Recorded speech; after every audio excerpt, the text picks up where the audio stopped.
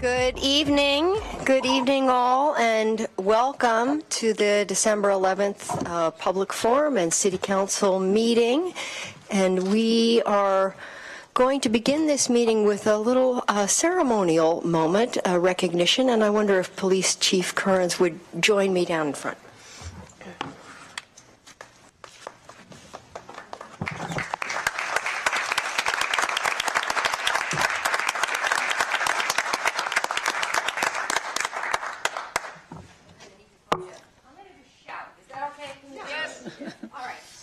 On the TV, they can. This is Police Chief Kearns' final day as our police chief, and we are proud to recognize him today. And happy with his next steps in life, but a little sad that he is leaving us in his current role. So I have a formal letter. I will read it to you. Oh, okay. Dear Pete, as we congratulate you on your retirement, the Eugene City Council wishes to recognize your accomplishments during your police service career with the City of Eugene and to express our appreciation for your exemplary leadership and service to the department, city, and community. Your service in the Eugene Police Department began 36 years ago in 1981. During your tenure, the city has been fortunate to have you serve as volunteer reserve police officer, patrol officer, agent, detective, sergeant, lieutenant, and finally, chief of police. Over the past 9 years, you have led the department at a time of remarkable transformation within policing nationwide. You ensured the department moved forward with consistent progress and achievement in training, policies, equipment, and transparency. Throughout your career, your contributions have been numerous and invaluable. Your leaving marks the end of an era for the city of Eugene, and I know we will all come more as we try to fill the voids that you leave. The organization will miss your remarkable knowledge and excellent leadership.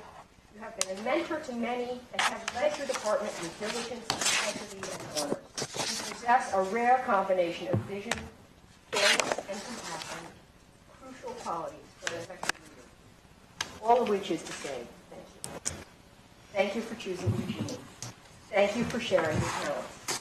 Most especially, thank you for 36 years of peerless service. Thank you.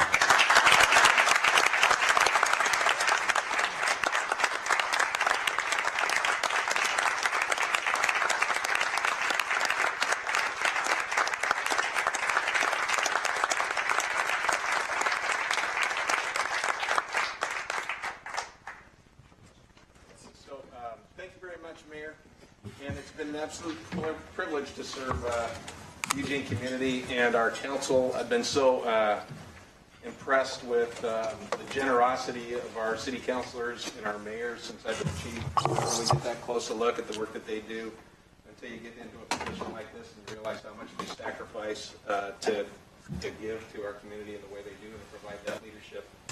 And to our city manager, John Reese, and the executive team, I'm sure John and his team will go down in history as one of the finest our city has ever had.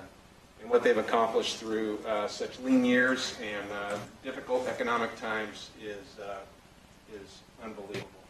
So thank you very much for the privilege to serve as this community's police chief. It's been a real honor. Thank you.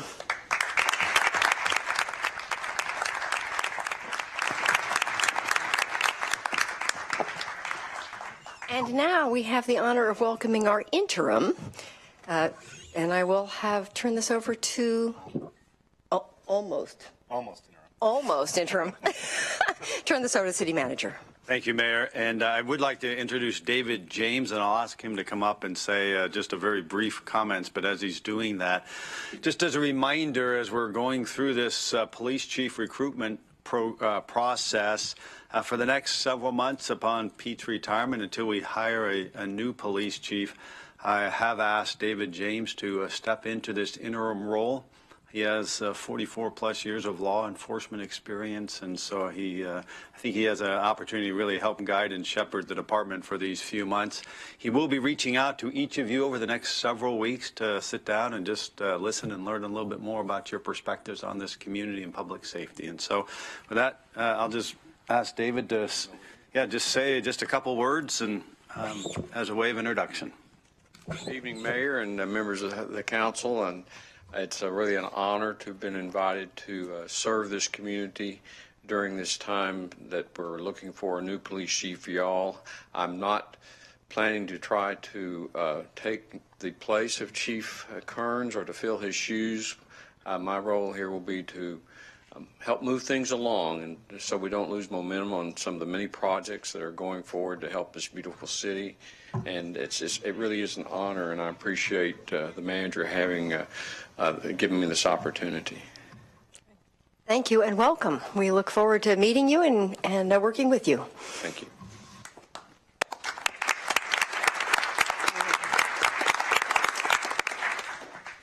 Okay, now we are ready to begin the public forum and public comment. A little reminder that the public forum is an opportunity for individuals to speak to the City Council on any city-related issues, except for those which have already been heard by a hearings official or are on tonight's agenda as a public hearing.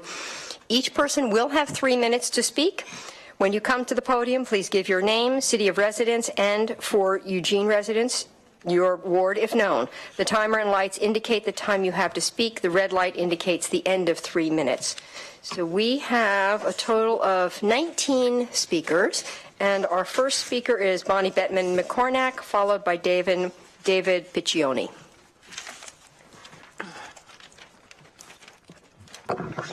Good evening. Thank you for the opportunity to speak. My name is Bonnie Bettman McCornack, and I'm here for City Accountability.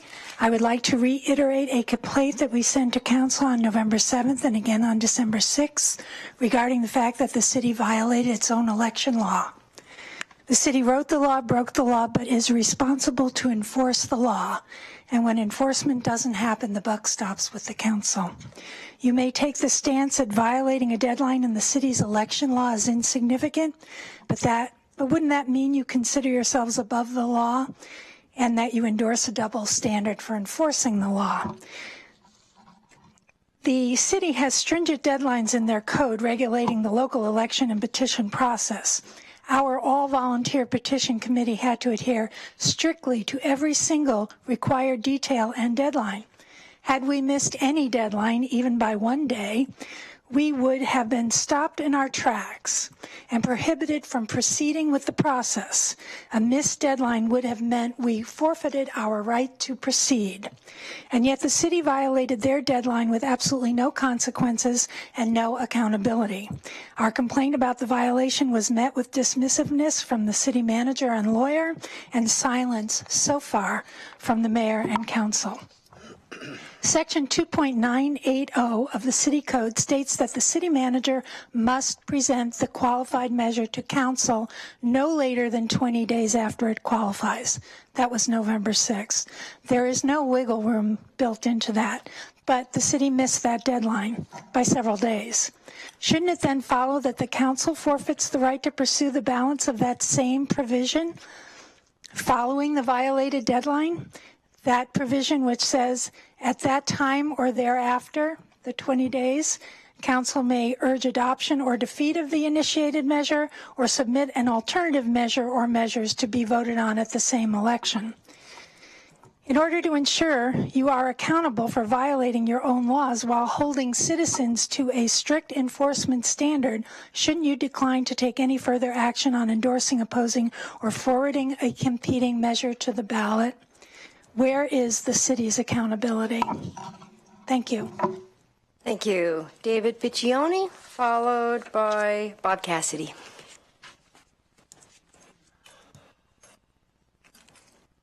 Hello, David Puccini. I'm here to talk about, I'm talking in support of the elected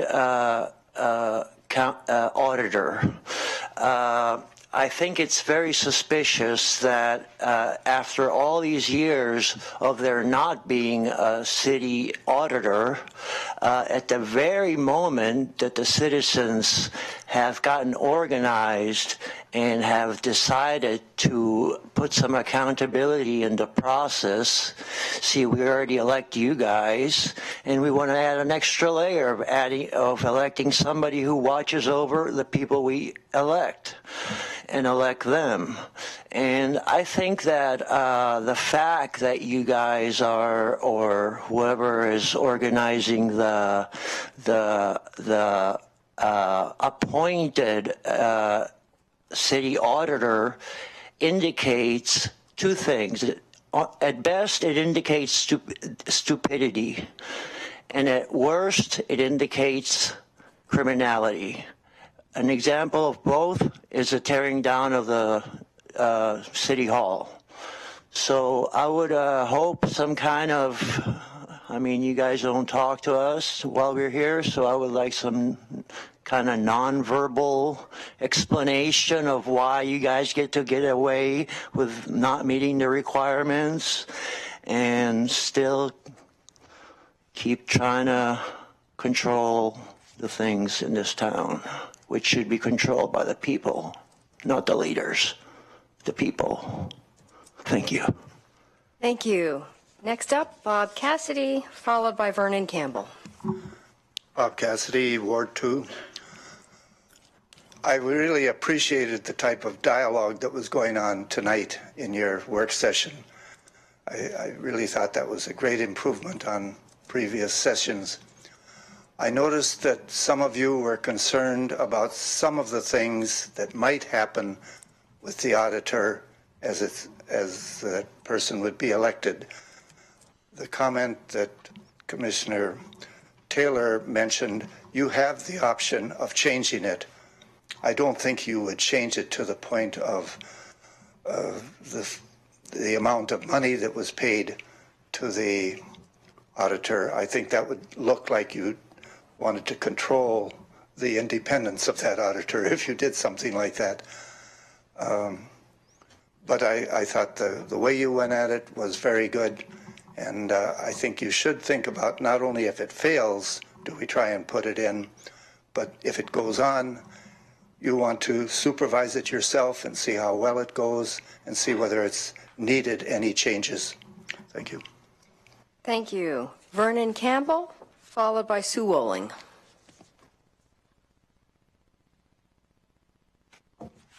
Good evening, and thank you for this opportunity. My name is Vernon Campbell, and I live on East 22nd, Ward 3. I'm a member of a group of citizens who are advocating for the continuing operation of an elementary school at the current Edison Elementary site. By way of background, I should tell you that the 4J School District is in the process of considering whether Edison will be added to a bond proposal for the purpose of upgrading its facilities.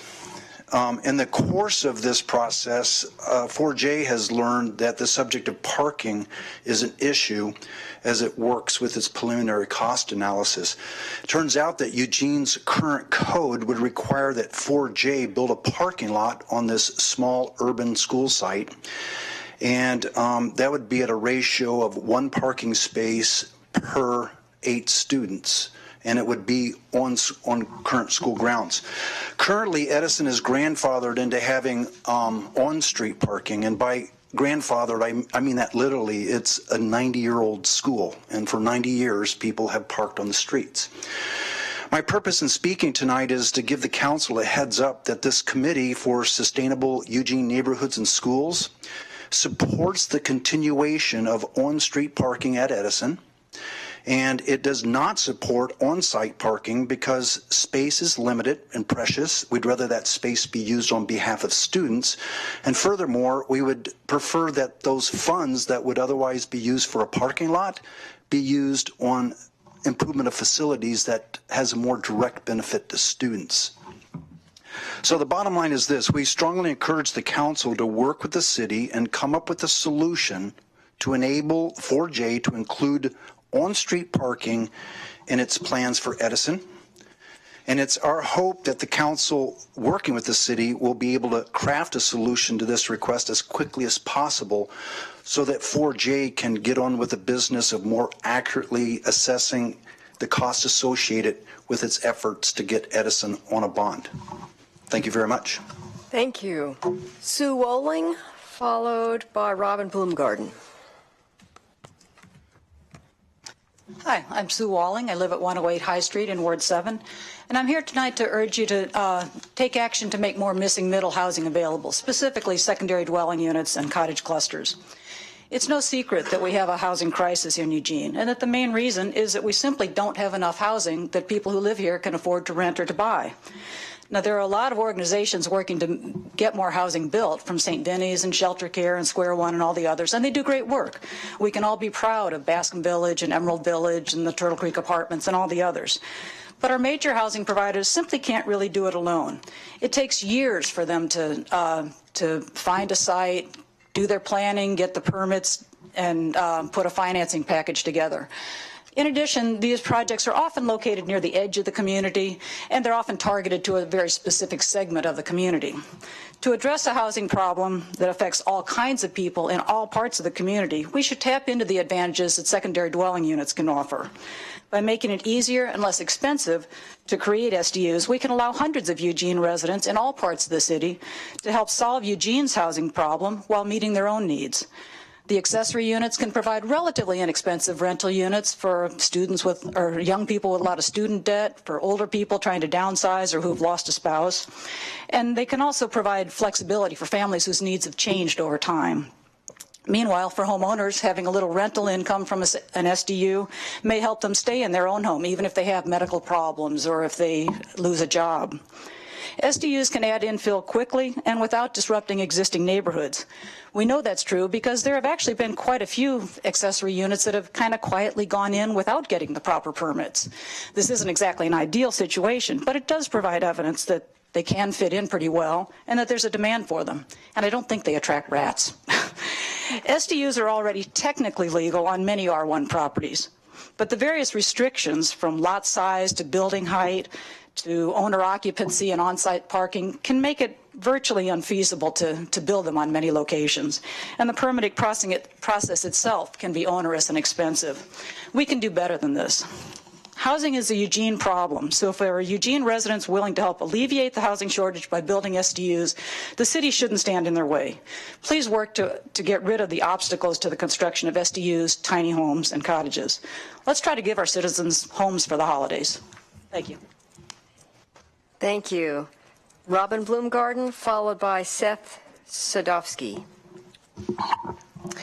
Robin Bloomgarden, I live in Chris Pryor's ward. Elected versus non-elected auditor salaries is a red herring. Some members of City Council worry that Eugene's elected independent auditor will be the highest paid elected official in Oregon. So what, even if that was true? Top-notch candidates need a competitive salary, otherwise you lose them, and that's why the city of Eugene pays department heads and managers a lot more than most elected officials. We want the best qualified candidates to apply. Most elected officials don't need even a high school diploma to run for office, but the elected auditor will have to meet tough professional qualifications in order to file as a candidate. Eugene's non-elected city manager makes approximately $225,000 plus benefits, and your own non-elected city attorney makes more than $169,000 plus benefits. Elected state and circuit court judges average between $135,000 to $150,000 plus benefits, and elected district attorneys make up to $170,000. So why is the city council singling out the elected city auditor to complain about salaries? I don't see any correlation with elected and non-elected salaries and the value we citizens receive or don't receive for our money. Auditing what the city does is where the real value comes in.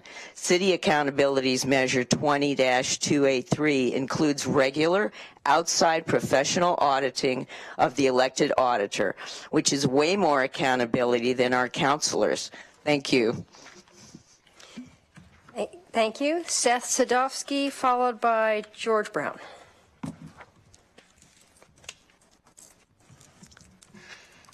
Good evening, Mayor and City Councilors. I'm Seth Sadowski from Ward 2.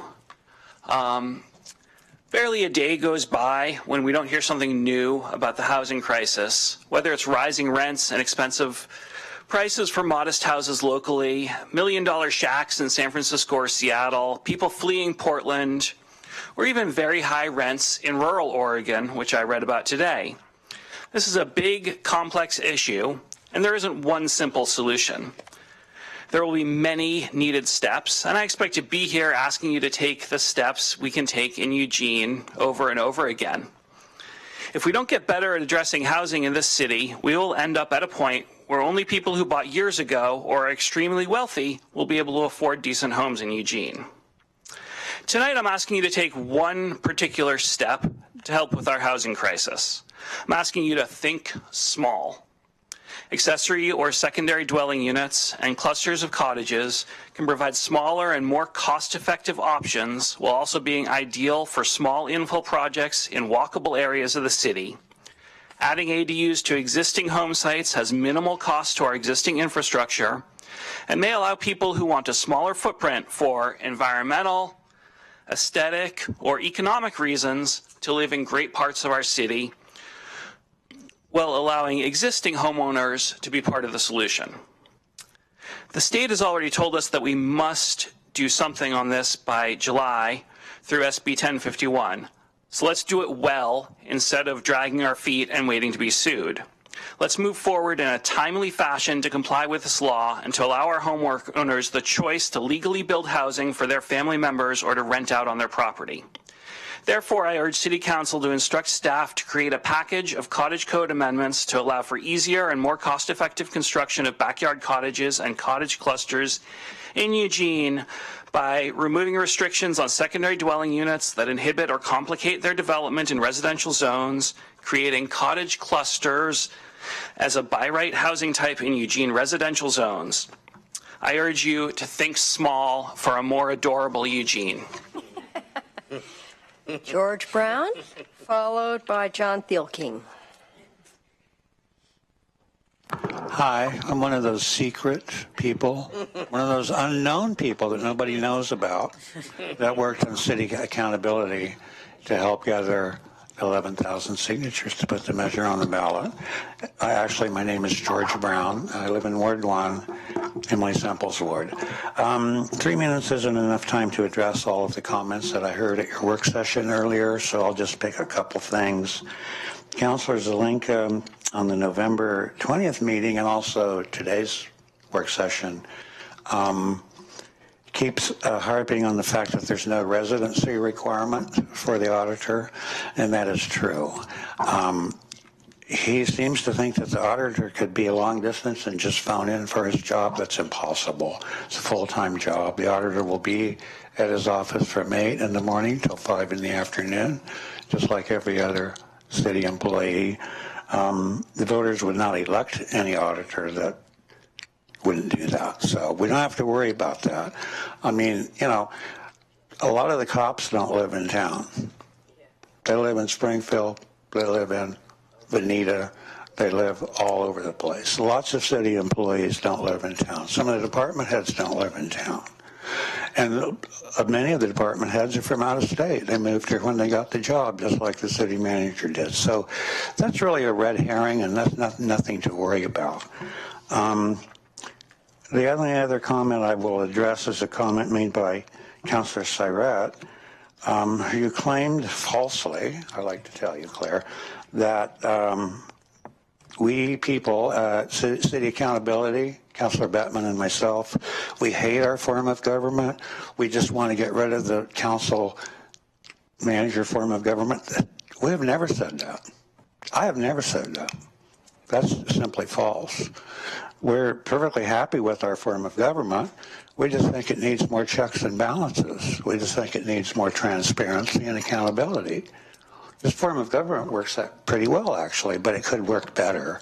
And that is the reason for the independent elected auditor, is to help the organization, the whole organization, run better and help you make better decisions, because you will be receiving totally unbiased information prepared by a seasoned professional who's trained to do so. So I just wanted to correct a couple of imperceptions there. Thanks a lot. Thank you. John Thiel King, followed by Bill Bezuk, maybe. Hello, I'm John Thiel. I live in Ward 1. I'll try not to bore you with too many new ideas or outrageous claims this time around. I'll just review the following points. First, I'd like to announce that couchhosting.org is holding office hours at Growers at 454 Willamette, Eugene, Oregon, on the next few Sundays right after Occupy Medical holds their medical in the Washington Jefferson Park. The office hours are December 17th, the 24th, and the 31st from 4 p.m. to 8 p.m. The hours on the 24th and the 31st double as holiday parties and potlucks. At the very least, you can come inside and get warm for 4 hours. At best, you may walk away with a lead on where to find a couch surfing or car camping or tent camping spot in Eugene on private property. Potential hosts are strongly encouraged to get into the holiday team spirit and step up and offer a spot. You can offer a spot by replying to my ads on freebuilder.com or Condista, or by showing up for the office hours, or by calling me at 541-636-6269. Thoughts about how to proceed in the new year that I am considering include: I've considered what a $25,000 grant from the City of Eugene would allow me to create, and they include a subleased business class homeless shelter that is designed as an office park where just coincidentally people are also allowed to sleep. Such a venture could serve 50 to 120 people and have positive cash flow after the first 6 months, charging people $100 to $200 a month per 10 by 10 foot lockable SRO style room.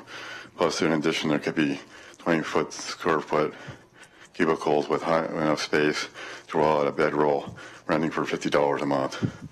I'm not the first person in Oregon to suggest converting vacant businesses that are completely up to code into homeless shelters. On top of all of that, I'm exploring the sky-high cash flow that may be possible if that same facility also hosted long-range Wi-Fi internet access that was purchased at group rates, like the way hotels buy access and resold for a measly $15 a month. Please note that couchhosting.org is not a 501c anything yet, so if you want to send me a check, please make it out to my registered business name, which is pstickers.net, and don't bother sending it until after January 1st, 2018. Thank you. Thank you. Bill Bezuk, I think. Got it. And followed by Patty Hein. I thought that the rat discussion was toward the end of the meeting. Is it appropriate to discuss this now? Thank you. Mayor and members of the council, my name is Bill Bazooka. I'm the owner of the Eugene Backyard Farmer. I reside in Ward number 2 and I work in Ward number 7. As the owner of Eugene's premier urban farming supplies company, I'd like to state that I do not like rats. They're gross and disgusting and they can be a problem.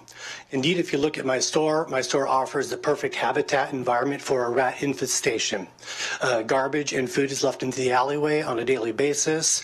All the undergrowth and overgrowth under the bridge is cleared out by the sheriff's work crew about once every 4 years. Yet for some reason, I do not have a rat problem at my store. Why is that? Well, the first thing I do is walk up and down the alleyway and I pick up all the discarded food and all the discarded garbage. I go to those brambles and I clear out the undergrowth. Then I go to my chicken coop, I open up the door, I take out their food from a sealed metal container, and I offer that food to them for breakfast.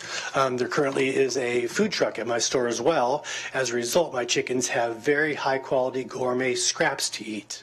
At the end of the day, I then collect all that uneaten food as well as the food that's lying about, and I put it into a dynamic enclosed composting system. I also walk my coop and the perimeter of the store on a daily basis looking for all signs of rodents and other predators. And as a result of these simple steps, I have seen perhaps 2 rats in my nearly 8 years of doing business. I believe that the urban farming community is both generally responsible and resourceful. I do believe that this issue of rats can be tackled and handled using a combination of education and the sharing of best practices. Thank you for your time. Thank you. Patty Hein, followed by Jim New. Good evening, councilors, and happy holidays. My name is Patty Hein, and I volunteer with 350 Eugene. I live in the county, but consider Eugene my home. 350, just for everyone's knowledge, is the safe upper limit of carbon dioxide parts per million in a healthy atmosphere. We are at 410 We were at 314 in 1956 when I was born. That's the hockey stick graph, just so you know. Tonight our group brings you tidings of great joy, we hope, a present, a proposal to strengthen and protect what we consider the thin green line. I think there are people who are in the thin green line out here who would stand if they are the same. The thin green line is the wonderful communities we enjoy, this beautiful natural world in the Pacific Northwest. And you may know that we are having some victories stopping some fossil fuel projects where the coal, oil, and gas extractive industries are trying to get their products out of our area into the Pacific to sell in Asia. So there's extreme pressure, and there are a lot of us who are not willing to become another West Virginia on the West Coast. So those who are the people who you see today, our gift to you is a proposal, one that communities across the country are proposing this year in same venues like this: no new fossil fuel infrastructure ordinance proposals. That is to say, we would not allow any greater extractive industry, railway infrastructure, any more of those kinds of projects that would make it easier for them to bring their climate destabilizing products through our communities. So that is our gift to you. We are proud of all your efforts in this area. I think a lot of us know there's not enough that we can really get done, and you've been very patient in helping us move these kinds of things through the city. We're going to be proposing that to you tonight, and we really appreciate you accepting this as our gift over the holidays, and we will see you in the new year. Thank you. Thank you. Next is Jim New, followed by Laurie Powell. Mayor and Council, my name is Jim New. I live in Ward 7. This past year, we have witnessed record worldwide heat levels, more hurricanes ever recorded in a single year to reach the U.S. mainland, and most recorded worldwide in a season, record rainfall within 24-hour periods, and destructive wildfires in the western United States and Europe. We have also witnessed a new federal administration that has done more to encourage exploitation of fossil fuels and reverse environmental protections than ever before, while carbon dioxide levels increased at a record speed last year to 403.3 parts per millionth. To urgently combat the scale of current climate crisis, bold action must be taken at all levels of government, but most importantly at the local level. You as elected officials have admirably started that process with the Climate Recovery Ordinance and the updated Climate Energy Action Plan. You have the ability to continue this campaign by working to build fossil fuel-free world and committing to 100% clean energy. This is a proposed guide to adopting a no new fossil fuel infrastructure ordinance and a fossil fuel risk bond requirement. These two templates offer a means to avoid counterproductivity in reaching the goals set by the CRO and the CEAP 2.0, while securing Eugene's financial reserves from climate-caused costs due to fossil fuel product life cycles. The fossil fuel industry recognizes the threat renewable energy sources have on its future and is using the current administration to ensure coal, oil, and gas are paramount. New fossil fuel infrastructure ensures continued consumption and, as a result, more global warming. Government at all levels worldwide have had to assume the economic and financial responsibilities from fossil fuel extraction, storage, refining, transport, and consumption, including both impacts to socially and economically from climate change. The adoption of a land use ordinance can prevent growth of fossil fuels in Eugene and can be a local instrument in fighting global warming. The implementation of a fossil fuel risk bond requirement would lay the cost from fossil fuel product life cycles on the industry and not pass it on to our community and its citizens. At the November CRO-CEAP work session, several council members expressed their desire to do more and act aggressively to reduce our carbon footprint as a city. This gives you several suggestions. We applaud your efforts, Mayor and Council, and recognize your commitment to provide a fossil-free future that runs on 100% renewable energy. We hope you give this proposal serious consideration for adoption and implementation. Thank you very much. Thank you. Next up is Laurie Powell, followed by Eliza Kaczynski.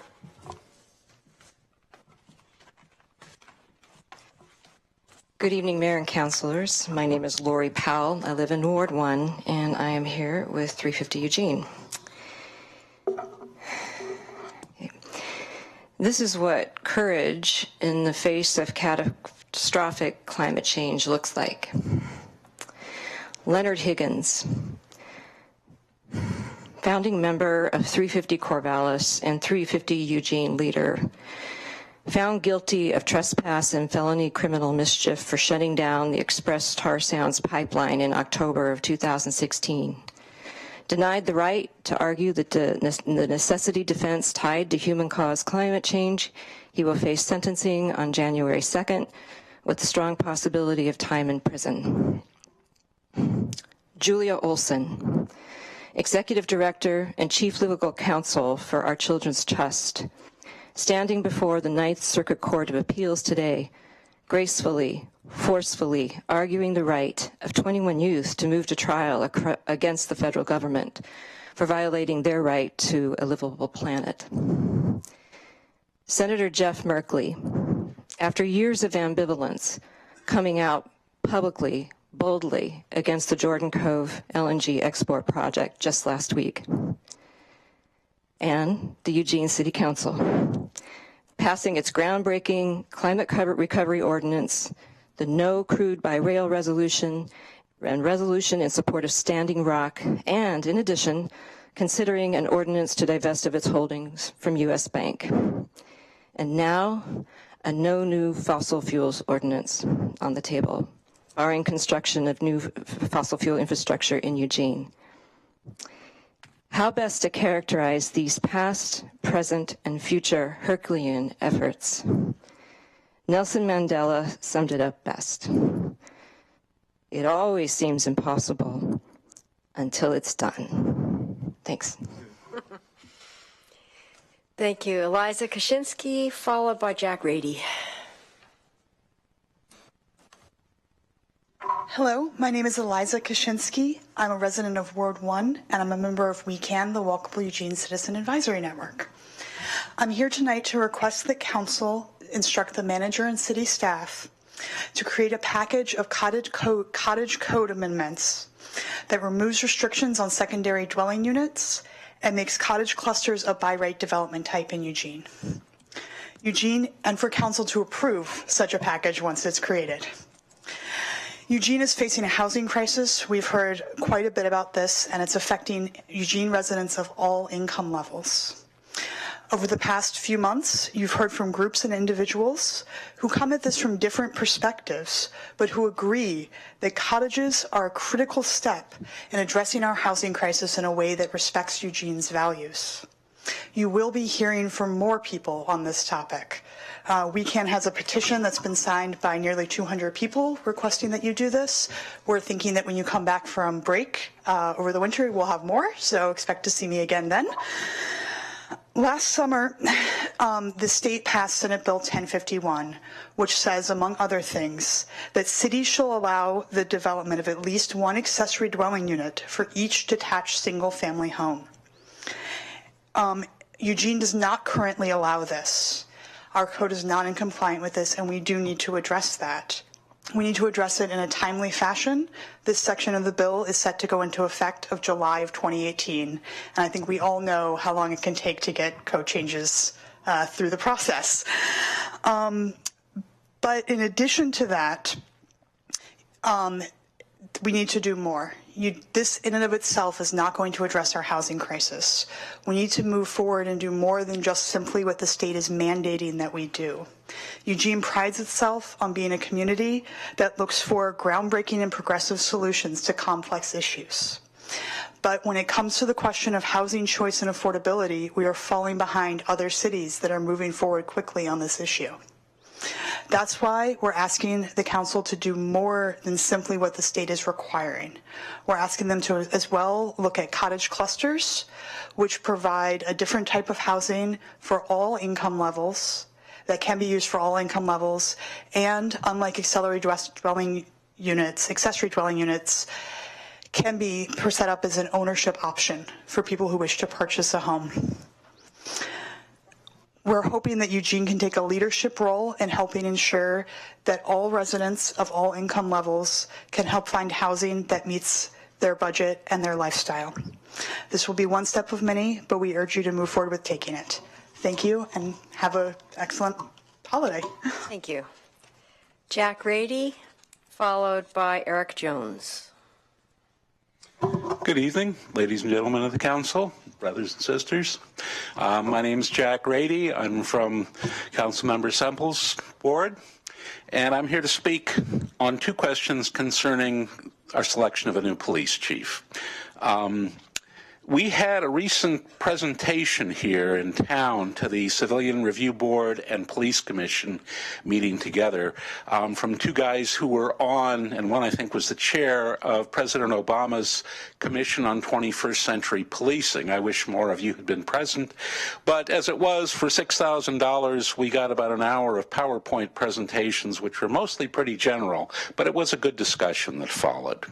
There are 2 points that are in that report that I think we need to address in selecting a new police chief. The first, those of us who've been critical of police, the police call it use of force, the rest of us call it violence, in discussions that brought about this commission and brought about the nationwide discussion since Ferguson, we don't think that the police department is made up of sadistic monsters who are looking for opportunities to kick people around. But we are also aware that the job is a very stressful job. It means daily being in face-to-face contact with the unhappiest people in society who are happy to share their unhappiness with the officer. And this adds up, along with the weird shift times, the overtime, the constant, not so much real but theoretical danger, and it adds up and causes problems for people, psychological problems. The commission recommended every year, every sworn officer of every department have psychological screening, the only point of which is to say, how stressed are you? Should you be on the street packing a Glock or not? And if you shouldn't, you've probably suffered a job-related disability from stress and need to be taken care of properly. But for Christ's sake, get him off the street with the gun. Eugene has not yet adopted this policy. I have discussed it with a number of members of administration, with the union and with others, and everybody kind of, yes, we understand why, but it hasn't happened yet. I hope our new chief will see this as something useful to do, because most of the incidents of excessive use of police force come out of officers who have snapped and act the way they don't act every day, and people get hurt. Okay, the second is, that same report, the commission's report said, organizational culture eats policy for lunch. So policy is real good, and we have good policy in this town. Training is real good, although it's done not here in Eugene, but enforcement of those policies and that training is what we need a chief willing to do. We can't do without it. Thank you. Thank you. Eric Jones, followed by Kaitlyn Bowman. I wasn't planning on speaking tonight. I saw rats are on the agenda. I've been participating in the rodent action team with Deb Jones, who's in India right now, and Jason Blazer, and a number of community members that come to our meetings, which are largely around getting ourselves educated. I will say that Deb wrote a couple of weeks ago and said, oh, ran into somebody from Cottage Grove, and they said, oh, you're from Friendly Neighborhood. Oh, I hear that you guys have a big rat problem. I was at a poker game a few weeks ago, and somehow rats came up, and one of the people there said, oh, my renter had blood-curdling screams in the middle of the night. And I was like, what is going on? Went, and there was a rat in her toilet. And I was just up at my in-laws a couple weeks ago and helping in the yard and noticed dead rats, and that's up in the West Hills. So I mentioned that because clearly there's a problem and the media's picked up on it, and a lot of us are seeing rats running around in the daylight, which is indicative of a pretty good problem. But we also don't have a lot of data. The city gets complaints, and so that's useful. That's a data point. But we aren't really tracking the scale of the problem. We don't know where our problem is. Is it worse than it was 10 years ago? Are we getting it under control? We don't know things like, are people rushing out and buying poison? So as a scientist, I would argue that it would be good to, whatever we do to respond to rats, also do some science, the data from the city, complaint calls and so on, but maybe some participatory science. I made a little app. It's totally doable. People can they see a rat, they can upload the data point to a map. So I think that we'll continue to get educated, but right now there's a lot of finger pointing going on. It's like, oh, it's the backyard farmers, oh, it's the city's not baiting the sewers, and so forth and so on. There's just a lot of finger pointing, and I don't think we're real educated on the matter.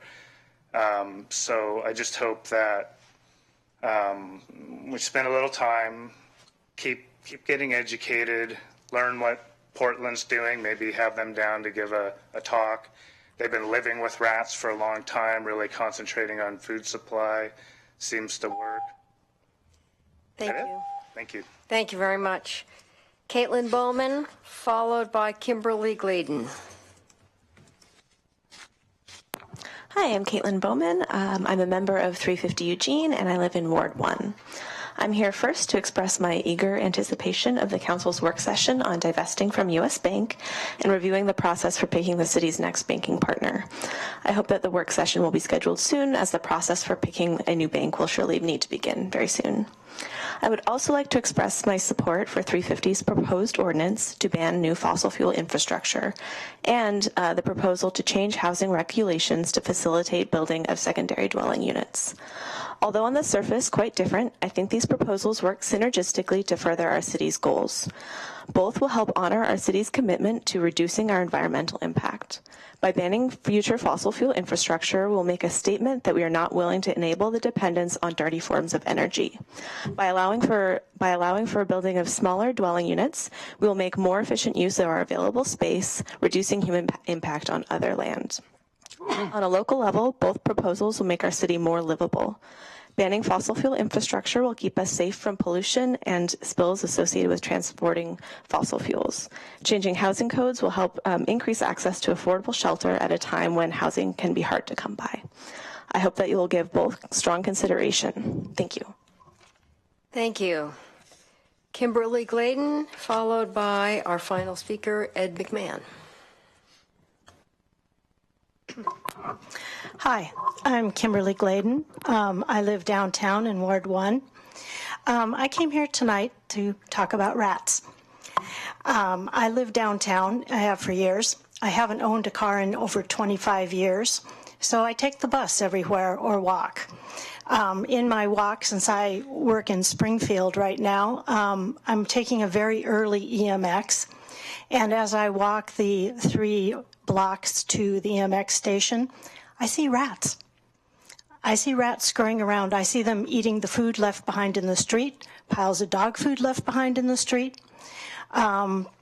Just every morning, pretty much, I see at least one rat, which if you see one rat every day in 3-block area, I doubt if it's the same rat. They're usually in different various places where people leave food and hang out all day and, lots of debris. It kind of tells me we have a rat problem, in the downtown. And it's a pretty serious rat problem because there's some pretty big rats. And I really think the city needs to start getting serious about it. I know it's not caused by urban chickens because I don't see too many chicken coops in the downtown core. So it's pretty much a people-caused issue. I also realize that the city can't get out there and clean up every few minutes after people. and but it is a big issue. I'd have to say the only encouraging thing that I saw was one morning while seeing a rat running down Olive Street, I happened to also get to see an owl swoop out of the sky and nail that rat in the street. I can tell you I was fairly shocked to see an owl. The sun hadn't come up yet, so it's their time.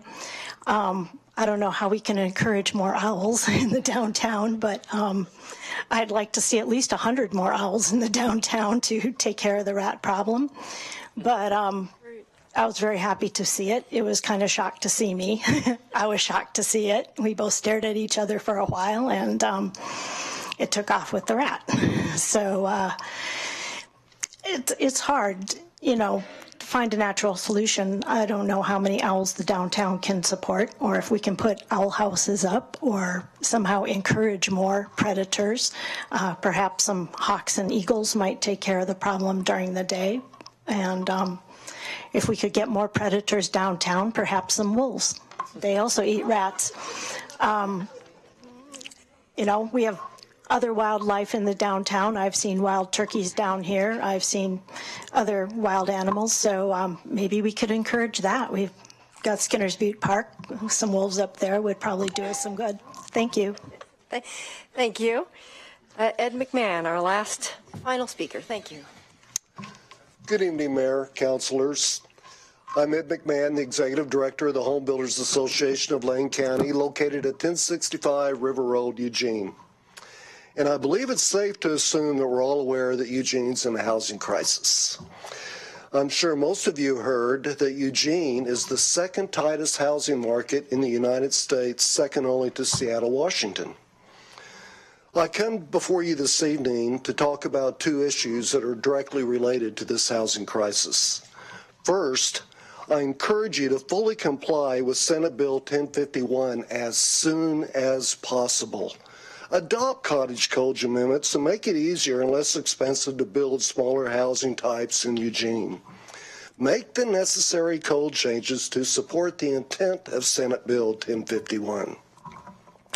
Eugene's housing crisis is multifaceted, but the one important issue that really blooms to me is the supply. There simply aren't enough housing units. What we need are more front doors. I encourage you to take real action and make it easier to build different housing types in Eugene. And now to my second issue. You will be discussing a construction excise tax at your Wednesday work session. Owning a home is the largest asset for most American households. Young people are having difficulty trying to break into the housing market. Our homelessness crisis is a community problem that needs a community solution. Why place the burden of homelessness on only the housing industry and the young families trying to enjoy the benefits of home ownership? It simply makes no sense to me to considering increasing the cost of housing to help housing affordability. I encourage you to slow down, investigate, and open a community conversation so we can discuss both sides of this issue. I thank you for your service to our great community, and happy holidays. Thank you. Thank you. And that ends the public forum. Thank you, all of you who came to share your thoughts and insights. And this is a moment for council to respond. I have Councillor Zelenka, Councillor Clark, Councillor Semple. Oh, okay. Wait. Okay, hold on, Claire. Okay, and Betty. And anybody else? Okay, I think I've got it. Councillor Zelenka. Yeah, I wanted to speak to council about the Edison parking issue. Edison School was built 20 years ago and named after Thomas Edison. There's actually a letter from him thanking the school for naming it after him. It needs to be rebuilt. And it would be a shame if we had to add on-site parking and take away the kids' blacktop that they play with to put cars on and spend a lot of money in a parking lot instead of on classrooms. So on-street parking has worked there for 90 years. I used to live across the street from Edison School. And my understanding is the neighbors and the faculty are all okay with the on-street parking. but we may need to weigh in on this issue and grandfather in on-street parking. So just kind of a heads up, that's what's coming your way. Expect to see some little kids talking about losing their blacktop.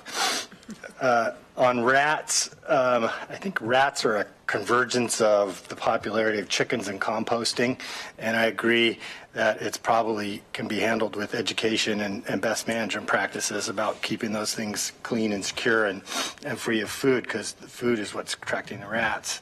But above all, please don't use poison to kill your rats, because then the poison also kills dogs, also kills cats, and also kills raptors like owls and hawks if they eat the rats. So that would be, just don't go that way. Councillor Surratt. Thank you.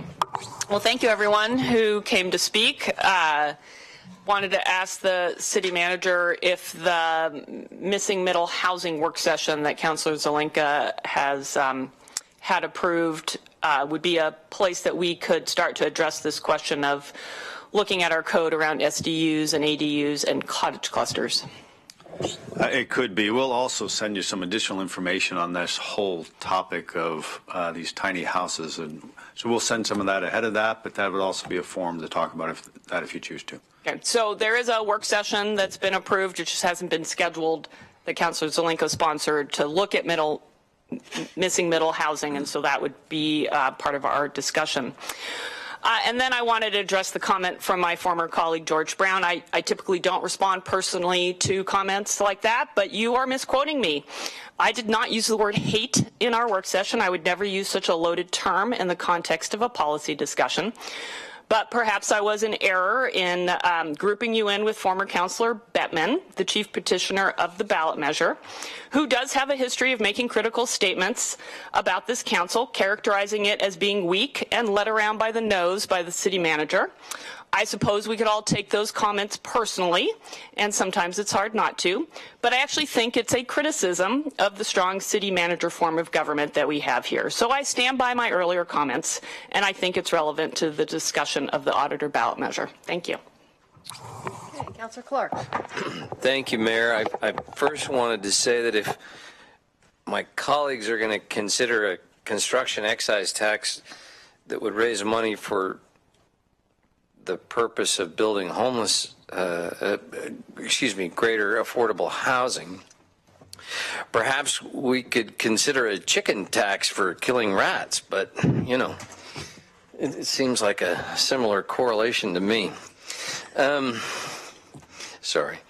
I'd like to take issue with a statement that Bonnie Bettman made that her comments and around our missing the deadline were met with silence, because I mentioned this the last time and I'm going to mention it again. I know that when that petition was initially filed, it was certified and began to be circulated with blue paper, much like my friend, former Councillor Brown's shirt here. Well, it's kind of teal, really, more than blue. And they were told they couldn't do that. It had to be on white paper, as I understand it.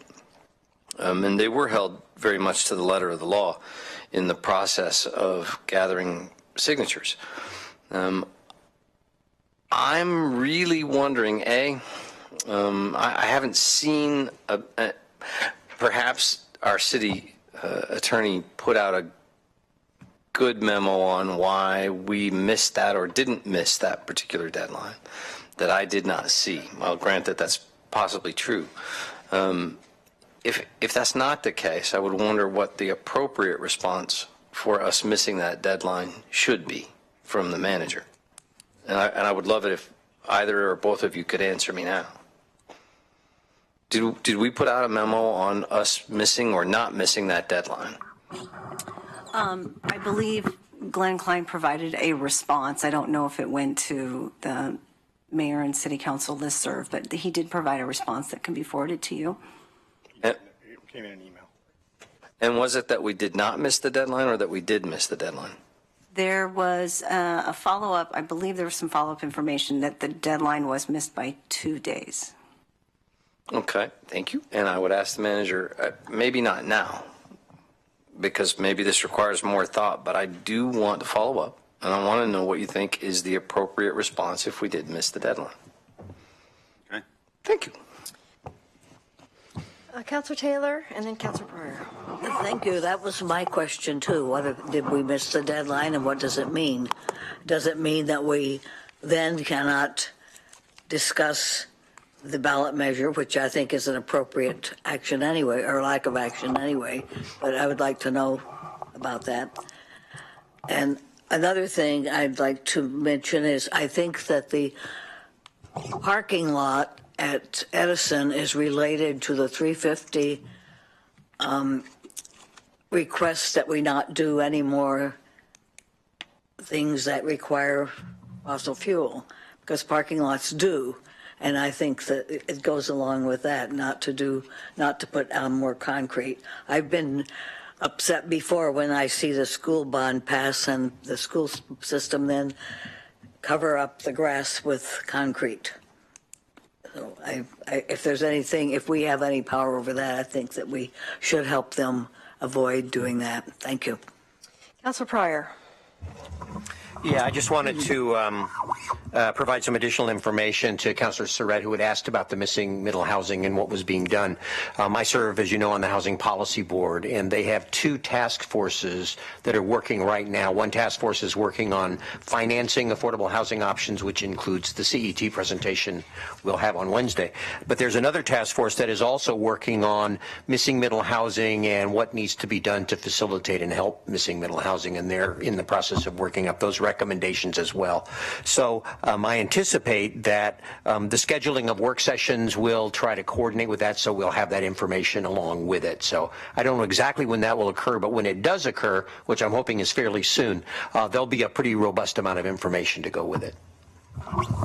Actually, I can add some specificity to that answer, which is there is a kind of a new coalition under the title Better Housing Together that has been pulling together a wide array of people to try and coalesce the conversation around missing middle. The University of Oregon is hosting a conference on that on February 21st. So part of my thinking around scheduling our work session is that we would do it right after that, so we would have the benefit of seeing what the sort of short list was of missing middle recommendations that comes out of that larger public conversation, and move from there. So little bit of delay, but with the idea that it's building towards a much more coordinated conversation. That's the plan. Any other councilors needing comments? I want to thank the 350 folks for your ongoing work. It is excellent to keep us on track with keeping fossil fuels off track. So thank you for that work, and I'm just inspired at the thought of more owls downtown. So I don't know. Let's do that. That sounds great. And I think that brings the public forum to a close. Thank you all very much for joining us. You and Harry Potter. Me and Harry Potter. That's right. Okay, so we are now ready to move into the consent calendar. And Emily, did you have a comment about? You want to pull item? Yeah, I want to pull item G. Item G for discussion. The property. Okay, so we'll pull item G just to give time for clarification. Everything else ready to vote on the consent calendar? All in. You need a motion. You have to make the motion, don't you? Yeah, just before the motion, just item H is acknowledged receipt of the comprehensive annual financial report. It's not approval or adoption, it's just acknowledged receipt of. So with that, move approval of the consent calendar minus item G. Second. I will second that. Thank you. Okay. Okay, all in favor? 1, 2, 3, 4, 5, 6, 7. Terrific, thank you. And now we can go into the item G.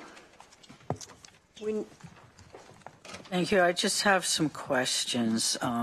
We're selling some pump land to the wastewater, to the Metropolitan Wastewater Management Commission, and it looks to me like this was decided in 2005 by ordinance. So is it even possible to do anything else if it was already decided we would do it? I'll ask Dave to come on up and talk about this item. He's our wastewater treatment plant manager. I'm not against John will come on up. doing this. I just want to know what's going on.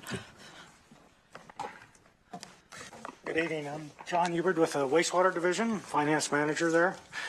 So this agenda item, there's 5 lots that MWMC has requested be transferred over to them per the 2005 IGA update. Back in 2005, there was quite a few lots, over 30-some parcels transferred over. These got left behind. I did some research. There was no issues with them. They just got overlooked at that time. So we're doing some housekeeping on this item, and we're asking them to be moved over to MWMC. That makes sense to me. I'm just wondering, do we really have a choice? You know, could we do anything else with them since we agreed before? And I'm asking all this because real estate has been coming up so much, and I just want to understand what's going on. Per the IGA, that's what we're following. So we don't really have a choice. We have to vote for this. I mean, if council wanted to go another direction, so in the 2005, those properties are identified. If you wanted to pursue with our other governmental partners, possibly amending the IGA, that would kind of be the only possible recourse to changing it, because it was a part of what was adopted back in 2005, and it. Like John said, it just didn't get bundled and done at the time. It was part of some regional facilities. But could you explore with our governmental partners changing the IGA? Yes. Okay, I don't want to do that, but, you know, is it usable for something else? What's its assessed value?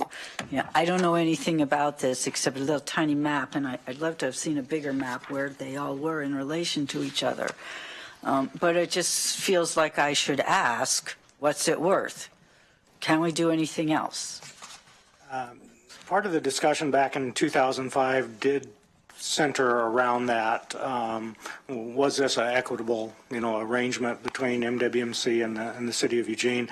That was discussed by council, and of course they adopted the modifications to the IGA. So that being adopted, they must have felt comfortable with that discussion. And what these are identified as, these are regional sewage facilities. So it's not bare land, as I understand it correctly. So you've got the Willackenzie pump station, the Glenwood pump station, the Irvington pump station. So these are they're sewage facilities right now. So it's not developable land. It's really more of the facilities, as I understand it. 3 of them are pump station locations, and then 2 of them are outside of the city to the north, where we have our beneficial reuse site. So one of them is about 120 acres, and I believe the other one's 44 acres. And they are pretty much bare land right now. MWMC leases those out to be farmed each year. This land was originally used as a processing area for the Agripac cannery when it was in town, and there's a pipe that goes out 6 miles out to that location. So if it can be used for farming, it's not being used for wastewater, then that's not quite making sense to me as why you would need it. And, and if did we already sell it? Do we already get the money for this? Or is there no money involved? Can you see what I mean? If we own 140 acres of farmland, that's an asset. Right. And John, I don't know if you can answer all those questions, or if Dave or somebody can answer those questions, it would be helpful. Thank you. Dave Brightens, I'm the Wastewater Division Director, City of Eugene, for operation and maintenance of the regional treatment facility. The land that John mentioned as being bare is currently being leased as farmland, but that is also in our inventory of lands for beneficial reuse of our biosolids application. So in a sense, it is a treatment facility as well. Great, thank you, that makes sense. And then just sort of a technical thing, it says the transfer of ownership shall include consideration of the following factors: the original source of funds for acquisitions, construction, maintenance, equipment replacement, and major rehabilitation. Has that been done? You know, it says it should be done. Has it been done? I don't know about it. I believe that work was done in the 2005 update to the IGA. Looking back at the minutes of the council meeting, there was discussion, again, like I said, on the equity of the trades.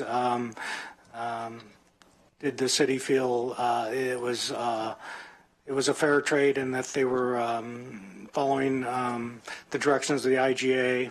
And at that time, they approved those modifications to the IGA.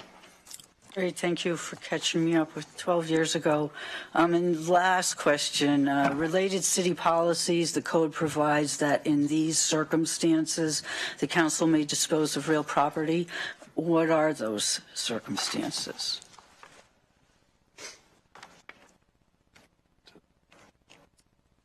So I'm sorry, where are you reading in I'm those? on the back of the blue sheet, it says related city policies. Oh, okay. So the 2.868 is actually part of the code provisions that we talked about at length the other day. And 2.868 is the governmental transactions code provision. I thought so, but I thought I should check. Thank you, that's it. I appreciate your answers. Okay, thank you. Are we ready? Oh, we have more discussion. Mike, Councilor. Thank you, Mayor. And you, got it.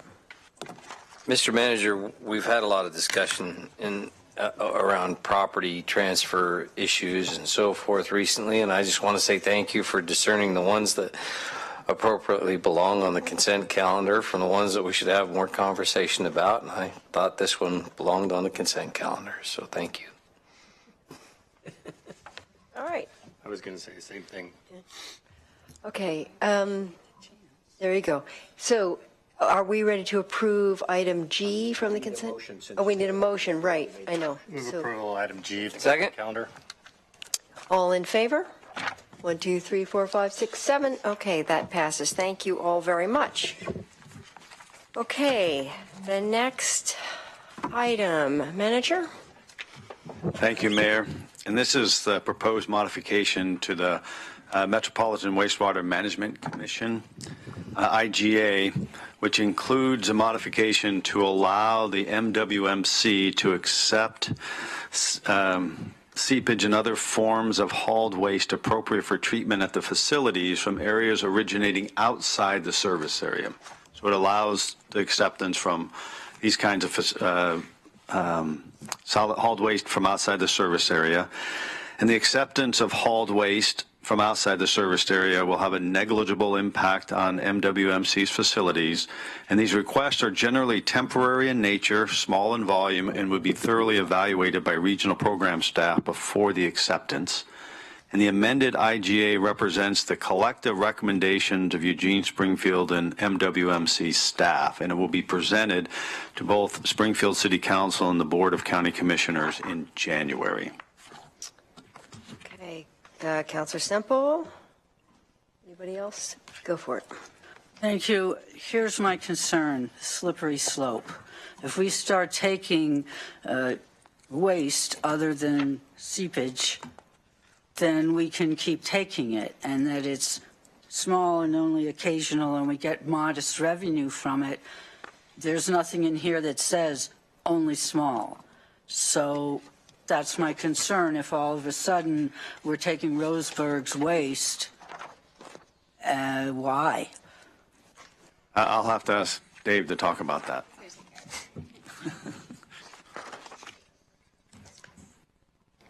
So this would allow us to exercise discretion on what wastes can appropriately be handled and should may be treated at the regional facility, and we have specific criteria. We have a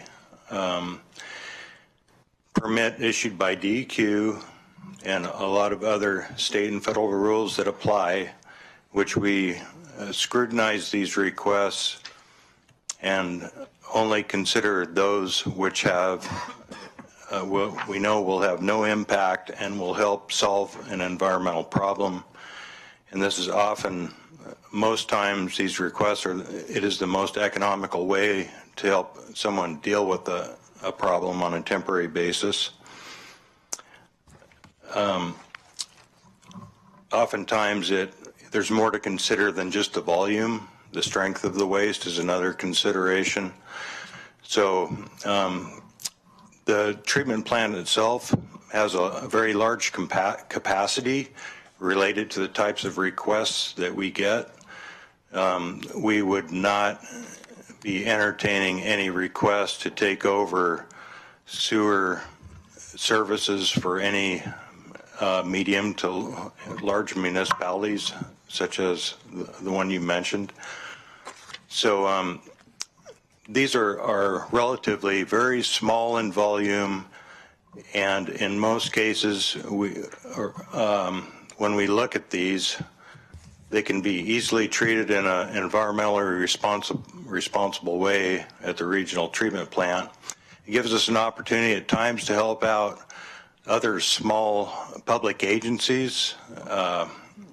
We've had requests in the past from Lowell, Veneta, Florence. Now those are in Lane County, but there's also others just outside, like in Douglas County, such as Sutherland.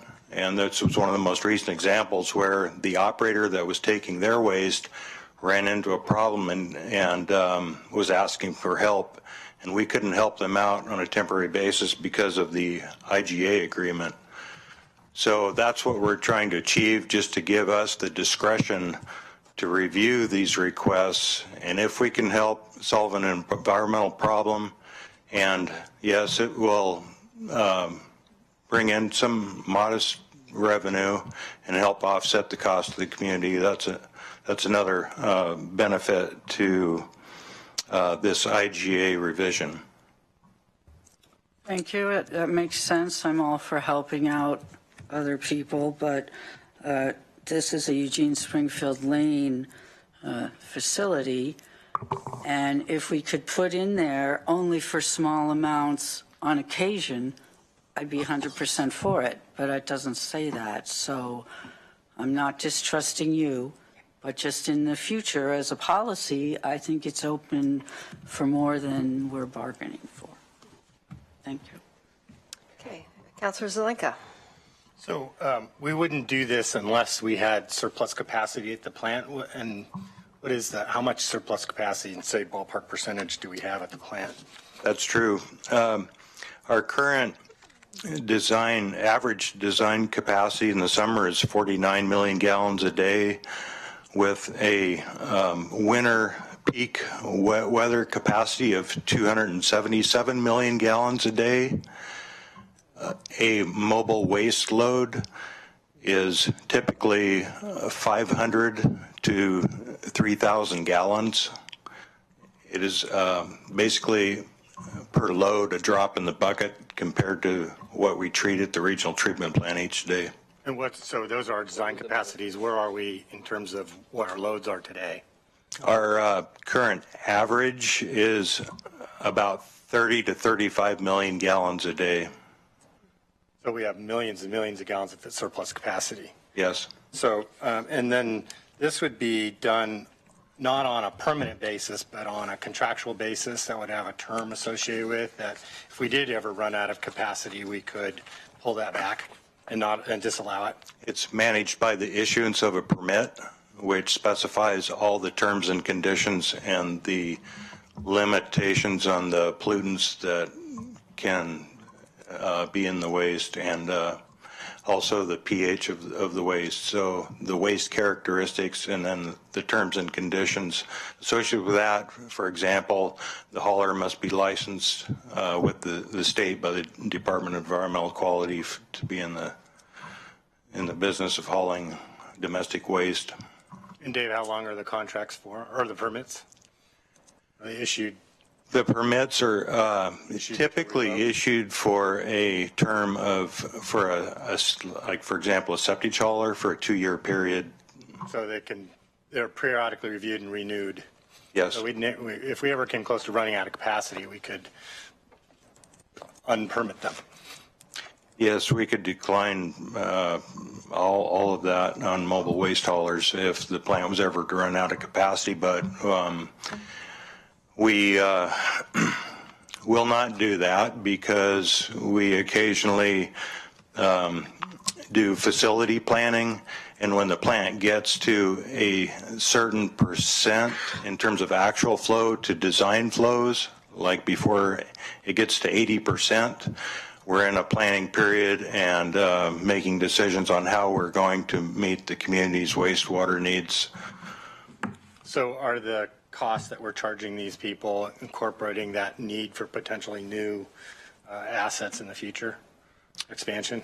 No, because there's no guarantee for them to be able to bring their waste here, because they're not all members of the community where the facility was intended to serve. Then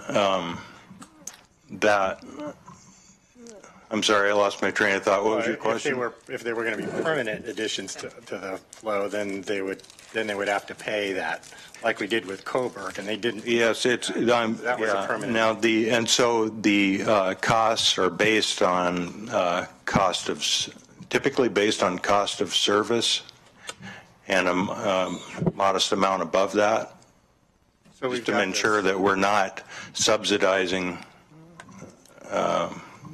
service providers. Right. So we've got this surplus capacity, and what we're doing is having non-local people bring in extra septage that would then we could charge them for and optimize our assets and create a little revenue and keep our costs under control modestly, because it's not, like you said, it's a drop in the bucket. Right. I think, Councillor Zelenka, I think you're right that compared to millions of gallons of capacity at hundreds or thousands of gallons on a daily basis, is pretty insignificant. And with a permitting of every couple of years, there is always an opportunity to review those permits. And so if for any reason it just seems out of line at that point, we always have the option of not renewing the permit. So we have a safety out, and also it optimizes in the interim till we. Yeah, So it's a smart business move. Yes. Thanks. Thank you. Councillor Surratt. Thank you. So when we've had these requests from folks within Lane County and they've been temporary in nature, can you say kind of how long that is temporary? Is it a couple of weeks? Is it a couple of months while they solve their problem? You said, we'd had requests from Lowell and Veneta in the past. Typically, the requests I remember have been like 2 weeks to 60 days. So very temporary. Yes. Help them bridge some kind of emergent situation that they couldn't deal with another way. Yeah, a common request has been with small public operated treatment plants that are going through an upgrade process, and they didn't need a temporary place for the solids that they've removed. Yeah, well, I think it's a worthy amendment. In my experience on council, I've seen this to be a very well-managed agency with a very conservative approach to the mission. And I would not be in favor of adding additional terminology such as small or temporary, because then you get into the issue of how do you define those terms. And I also feel that that's a level of micromanagement that's not appropriate for this body or would be beneficial. I think we have a very professional staff. They know their limits, they know their permits, they know the benchmarks they need to meet for their agency's success. So I think this is adding value and adding additional capacity for a greater part of the region that can benefit our whole area, bring in a small amount of revenue, but that's not the reason that you're thinking of doing this. So I'm ready to approve this amendment. Councillor Clark.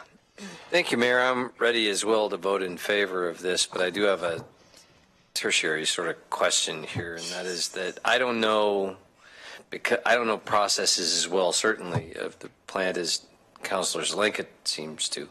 But I wonder, it seems to me that there is likely an outflow of liquid back into the river at some point after its treatment. Is that correct? That's correct. And do you modify that outflow for temperature? Not in. Are you asking, do we have treatment for temperature? Cool it. No, we do not cool it. So when we don't have someone here to address this issue, but we've considered at this table multiple times the potential for changing some of our land use planning rules around setbacks with regard to our DEQ permit about turbidity and temperature. And I would, before I would look at long-term changes to our willingness to take in other capacity, I would like to see its secondary and tertiary impact on our other permits that we may address in different ways.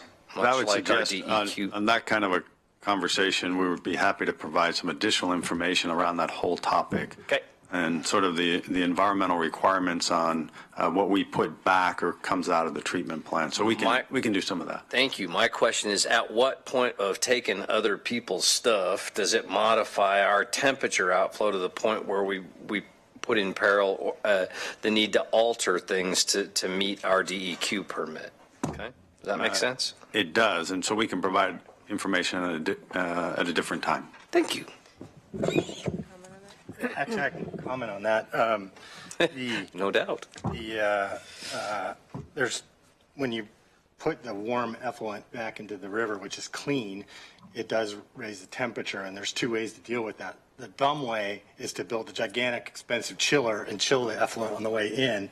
The smart way and cheaper way, by probably 100-fold, is to actually work with people along the river and do other things to cool the temperature of the river, and do it through a much more environmental friendly with co-benefits that achieves the same result. And MWMC, maybe you can provide this information, is embarking on a partnership with a whole bunch of different people on the river to actually cool the river down in a much more effective, cost-effective way than just building a chiller and building our way into environmental compliance. This is a smarter, more environmentally beneficial, and with a lot of co-benefits with a bunch of partners that makes it a much better way to do it.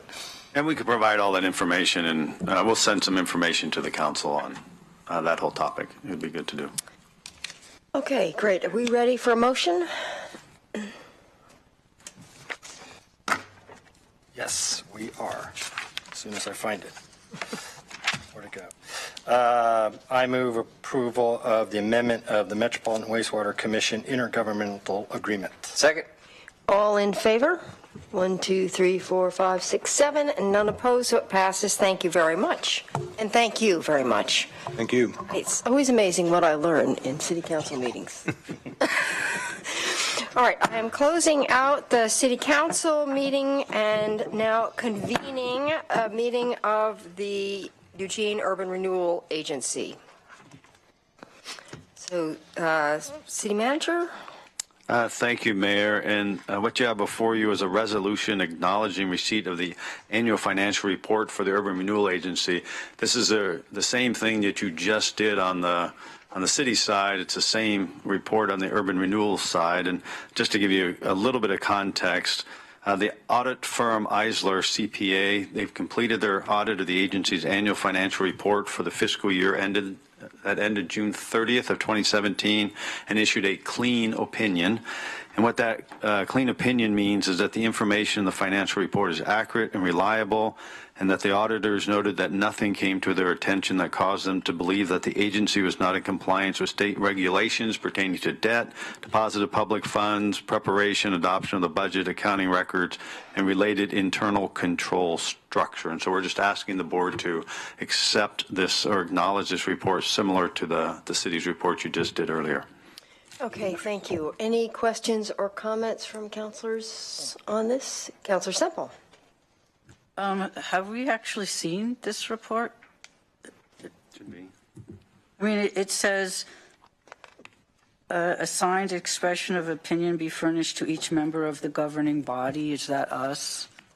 I mean, it's not that I don't believe this, or that I even really want to read it, but it looks like I should have gotten something I don't have. Good evening. My name is Doug Larbach. I'm the financial reporting manager, acting in capacity. The financial statements for the urban renewal district were sent, I believe, were sent to you all. Sent the information down to the city manager's office last week as part of the AIS for this briefing today, and I was under the understanding that it was sent or made available to all the council members prior to today's meeting. I don't remember that. It's not in my AIS.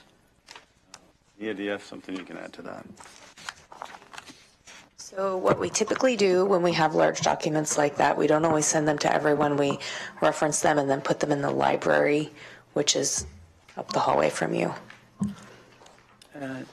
Maybe you could tell me that next time? Because Absolutely. As far as I know, this thing never happened. Okay, my apologies. It's not on the AIS. Go look in the library. Thanks.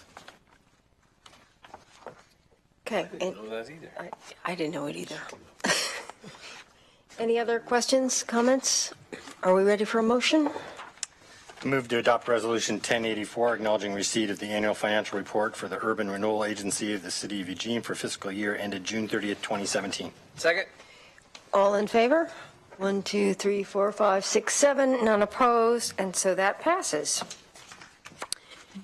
And now we move into a public hearing for the Urban Renewal Agency.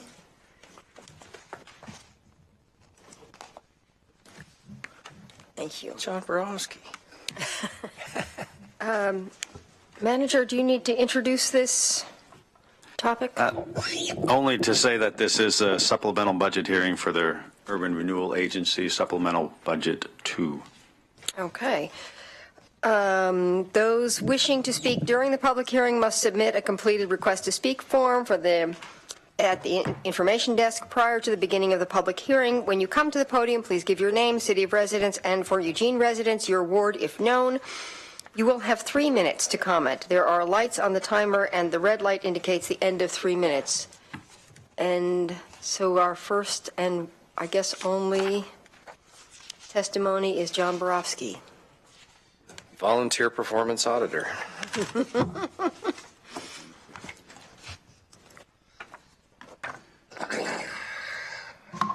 Good evening. My name is John Borowski, Ward 3. Just want to come and say a few things about the supplemental budgets this evening. First off, I'd like to thank staff for their excellent work on putting together these budgets. In regards to the CAFR, if you look at in your AIS, there is a thing that I was pretty pleased with. GFOA awarded the Certificate of Achievement for Excellence in Financial Reporting to the City of Eugene for its comprehensive annual financial report for the fiscal year 2016. This was the 41st consecutive year that they've done that, so I think that goes to show the good work that the staff's doing and that the CAFR was presented in a professional manner. Couple of things I think that the Urban Renewal Agency supplemental budget is fairly straightforward this time. There's nothing really that jumps out. The only thing that I would take note of is that the Riverfront Urban Renewal Agency is coming to fruition. There's going to be a lot of things that are going to be happening in the next few years, and it's sat pretty dormant for the last, I would say, 10 years that I've been keeping an eye on it. There was a transfer from that for $6.75 million to buy the eWeb property. I'd kind of keep an eye on that. Hopefully some of that's going to come back into the Urban Renewal District. Also, there was a funding of the loan program for a couple $1 million. So it looks like there probably will be some loans going out of that I would hope that the agency board would have a look at. as those things come up. You know, in the past, the Riverfront Urban Renewal Agency has just kind of been there and not doing much, but there is going to be some stuff going forward. And I'm going to use a little bit of the time that I have here left to talk about the next one that's going to be coming up. And it has to do with prioritizations. You know, there's a substantial amount of money that's going to be reappropriated. And I've always felt that the Budget Committee, when you're talking about $3 to $5 million worth of appropriations going through this body, and one person standing up and talking about it for 3 minutes, there might be a better way of doing that to get citizen involvement. So I'll talk a little bit more about that after the agency closes and the City Council comes back into it. But thank you for the opportunity to speak to you tonight. Thank you. And that closes the public hearing. You have something you need to say to me? I'd like to just provide a little bit of clarification and explanation regarding the two resolutions and the two options that you have in your packet. So you have option 1 and option 2, and option 1 has the $940,000 that you had approved as part of the deal points for the Urban Renewal Agency's purchase of half of the butterfly lot for the farmers market. And so with the discussions that we're having and the recent court decision, whether or not you have two options presented in front of you. If you choose not to appropriate that money at this time and wait, obviously a condition of the closing of the PSA would be having the money appropriated for the Urban Renewal Agency to be able to purchase half that lot for the farmers market. But that's why you have two options in your packet today. Alan?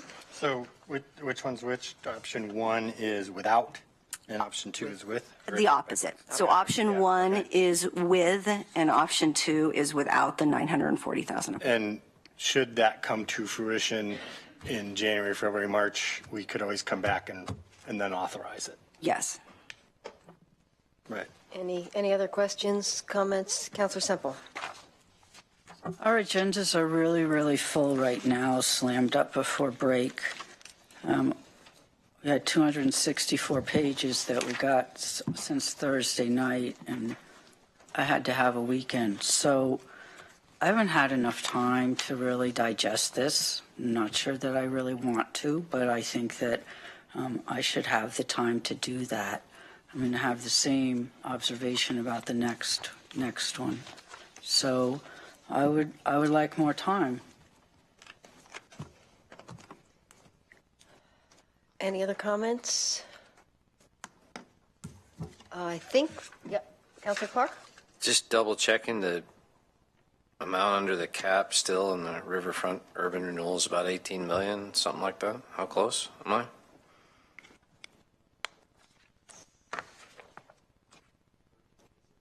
$13? I think with the $6 million gone, it's down to 13. John's answering questions. I'm seeing head shake. We can provide that but I just information wonder to you. roughly what the number is. We're going to have to put him on the payroll. Yeah. Hang on. Kenny's coming up, and I think. Thank you.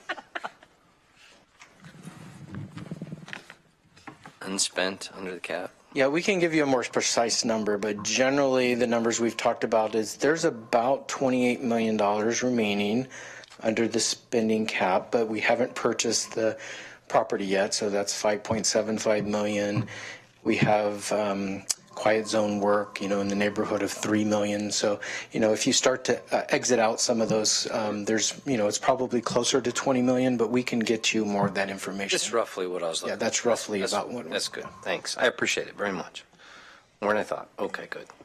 Okay, just one, I don't know if there's a point of clarification about Councillor Semple's request about timing. I'm understanding this is pretty time sensitive, this decision, so. Maybe you can address the other one too at the same time as far as timing. The non-urban renewal. Oh, yes. Right. So We would prefer, Twyla Miller, Acting Finance Director. The timing with the supplemental budget is necessary to have legal appropriations to spend.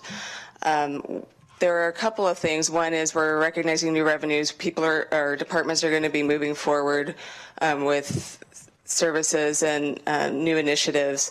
The other piece as well is as we start to prepare for the next proposed budget, all of these actions, the reconciling of the audit and all of those actions that you would approve tonight, both for the Urban Renewal Agency and the City of Eugene,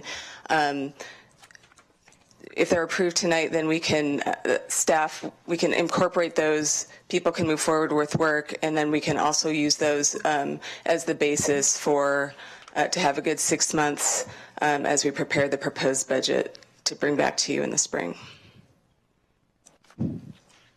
I think that's, great. My issue is that I didn't get it a week earlier. I know we're going to vote on it now. I get it. It's important. It's time sensitive. Next year. But I have time sensitivity too, and I just would have liked to get things earlier. It's not on you. Okay. So now, yes, a motion. I move to adopt resolution consistent with option 2. That's without, right? Adopting a supplemental budget making appropriations for the Urban Renewal Agency of the City of Eugene for the fiscal year beginning July 1, 2017 and ending June 30th, 2018. Second. Any discussion, questions? All in favor? 1, 2, 3, 4, 5, 6. Opposed? 1. It passes. Thank you. Okay, now we are adjourning the meeting of the Urban Renewal Agency and opening a public hearing for the council manager. Thank you, Mayor. And this is an opportunity for the council to hear from the public on the second FY18 supplemental budget for the City of Eugene. And this budget, or supplemental budget, reconciles audit adjustments, including beginning working capital and capital carryover, recognizes new revenue and other unanticipated changes in legal appropriations.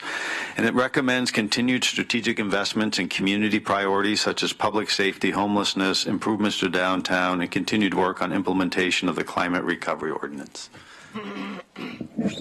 Thank you. I am now opening the public hearing. Again, those wishing to speak during the public hearing must submit a completed request to speak form to the information desk prior to the beginning of the public hearing. When you come to the podium, please give your name, city of residence, and for Eugene residents, your ward if known. You will have 3 minutes to comment. There are lights on the timer. The red light indicates the end of 3 minutes. We have one speaker, and that is John Borofsky. Never heard of him. Good evening. Thank you. John Borofsky, Ward 3.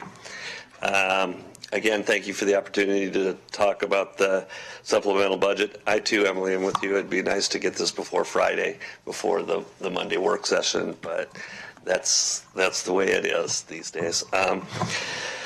Couple of things to talk about. The marginal beginning working capital this year came in at a little over $5 million. Of that, 2.2 was appropriated last year and is going to be reappropriated.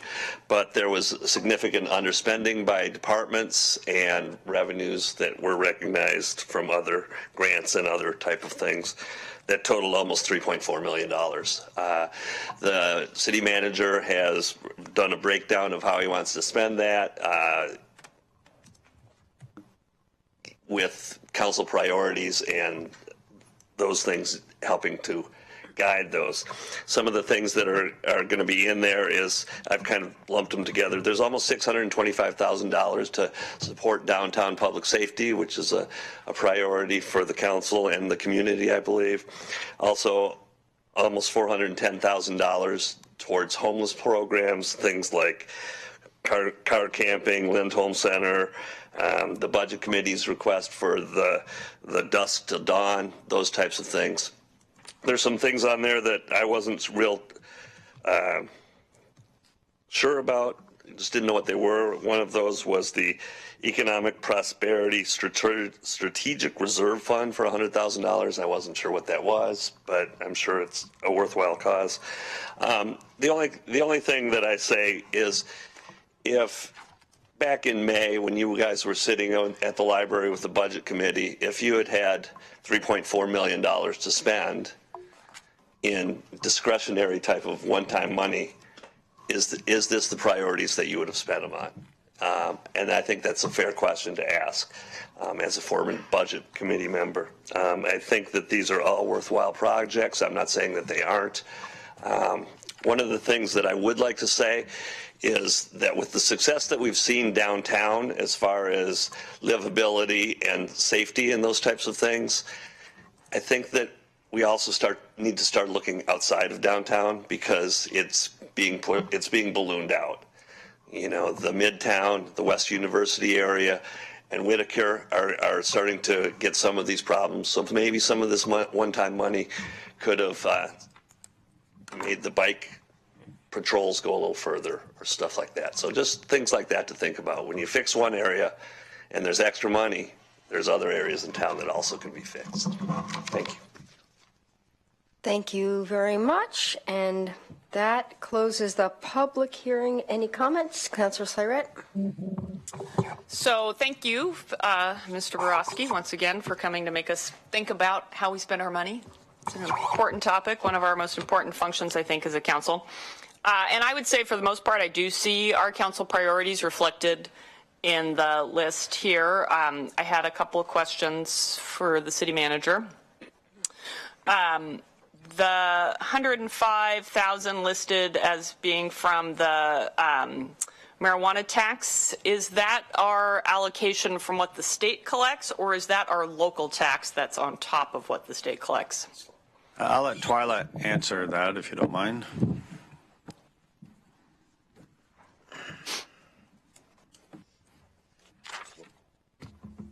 So the additional $105,000 is additional local marijuana tax revenue that we anticipate receiving over what was budgeted for this fiscal year.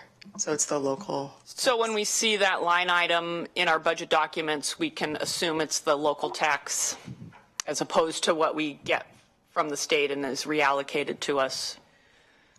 Correct. So the 105 is the local tax piece, and it was identified to be used for community court per council direction. Sure. So I'm just asking, so in the future, I don't have to ask the question again. When I see it listed in this way in our budget documents, I can make the assumption it's not what the state is distributing Correct. to us. That comes into a total different form, and we wouldn't see it itemized. Correct. Okay, good. That's what I wanted to clarify. And then city manager, under the reappropriation for prior project funding, the very first thing there is 2021 World Championship funds, $500,000. I was not in the best of health during our last budget cycle, and so I might have missed some of the conversation. In fact, I did. But I do recall at one point when you had proposed $500,000, setting that aside for the World Championships, that there was expressed by council and I think budget committee as a whole a desire that there be some kind of process to help determine what those funds would be used for, how they would be allocated, what specific kind of projects they might be set towards. I do remember myself talking about we could build some great legacy public restrooms with $500,000. So I wondered if you had some more information about that. I can let Sarah talk about that a little bit.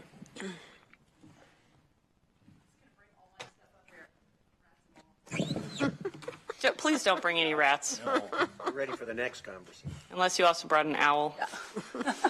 I did. It has a city logo.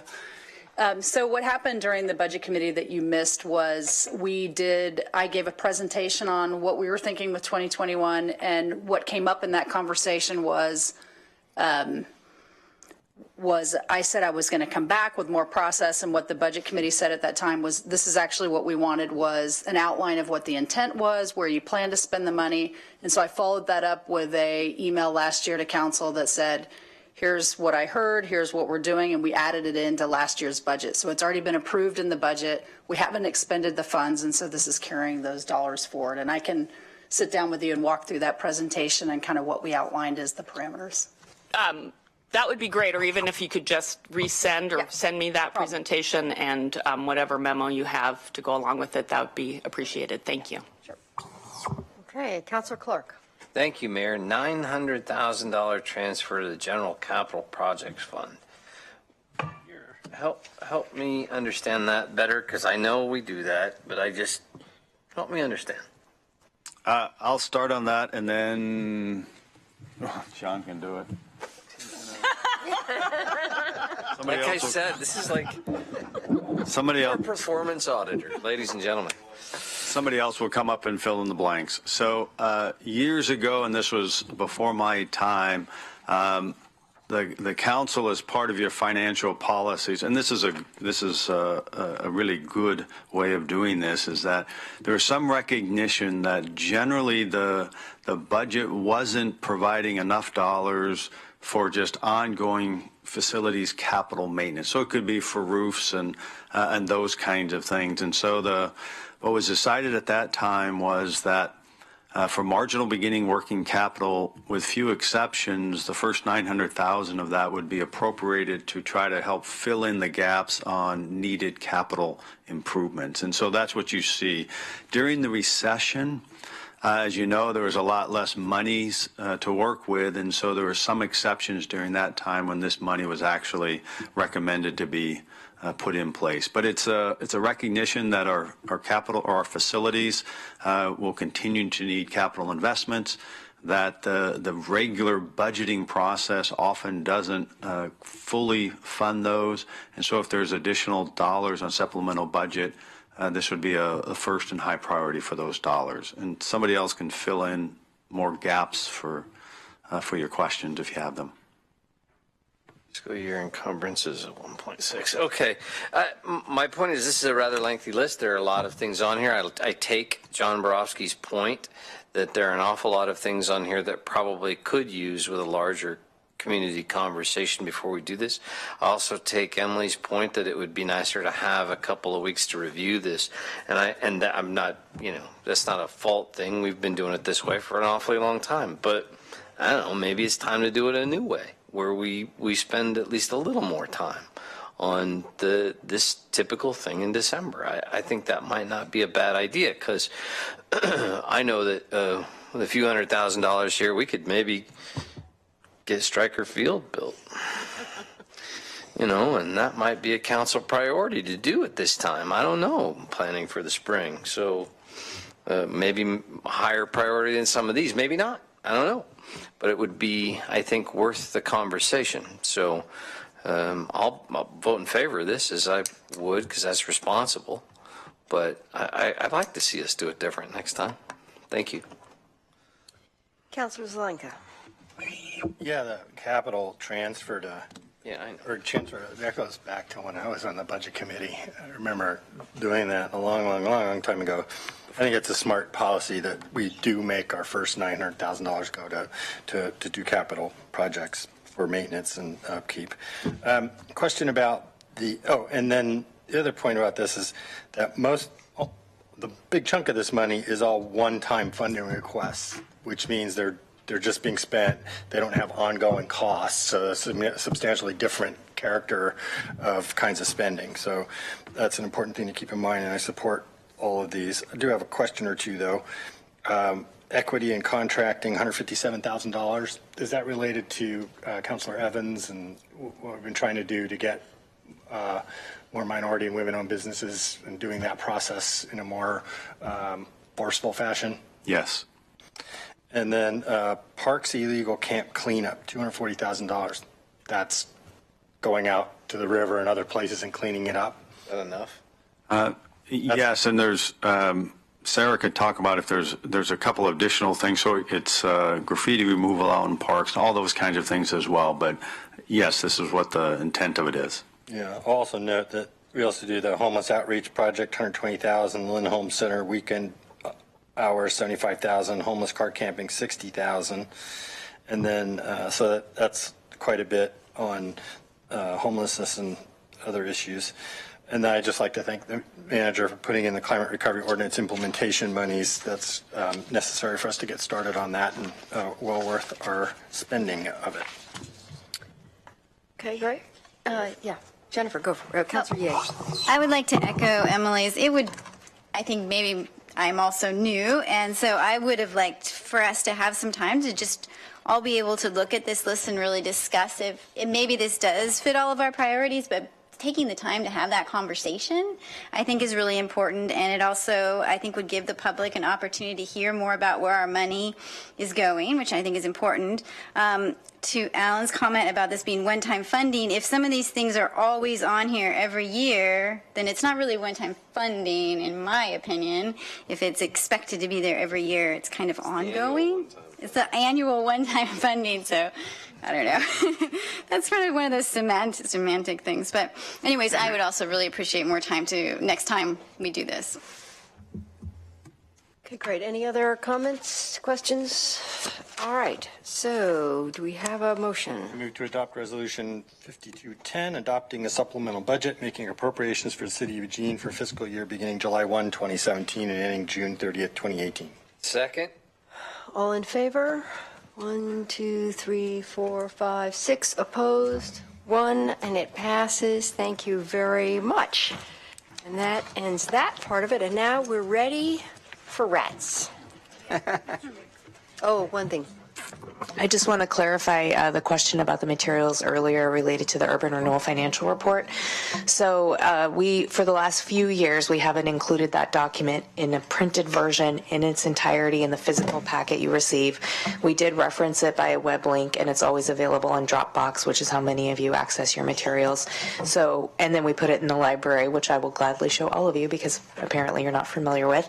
But what I'm hearing is that we should probably print it next year. Would that be helpful? So just let us know where it is. Where's You got the it. web Okay. link? All right, will do. The web link was where? The web link. It wasn't in the EIS. It wasn't in the EIS. Okay. So the thing doesn't exist. Okay, got it. The path. Oh, thank you.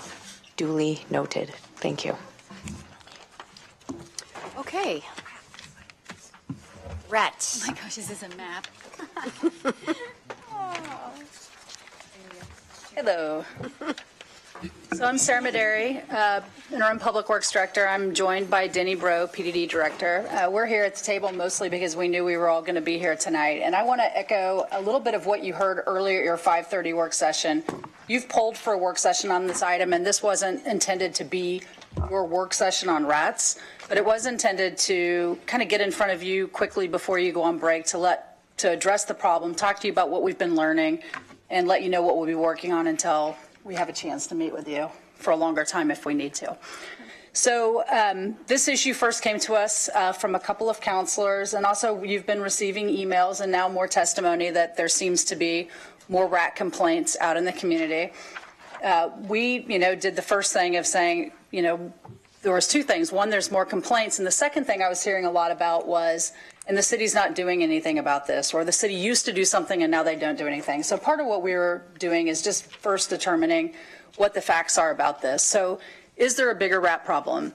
The map that I'm handing out right now, very simple, quickly done map that just shows the complaints from 2016 and 2017. And you can tell just looking at the map, and one's on either side, that the complaints that have in instances of rats between just the 2 years is I think it's pretty significant, and it really does show kind of a clustering of a lot of complaints in the area that everyone keeps saying is a friendly street neighborhood. I'm not sure if the boundaries are exact or not, but that is kind of where that's happening. So it is true, and it's been true in planning and development too. That map is the complaints that have come into Public Works. PDD also gets complaints, but they don't tend to come in as we have a rat problem. It'll be some other issue, a complaint about hoarding or some other issue going on, and that's discovered as part of it. A little bit more difficult to track. The city doesn't do anything. I provided a memo we put in or sent by email that just kind of talked a little bit about what we do when we do get those complaints, and I don't want to spend a lot of your time going over that, but we do respond, and we do, when it's in the public infrastructure, we are proactive about baiting and taking care of the issue.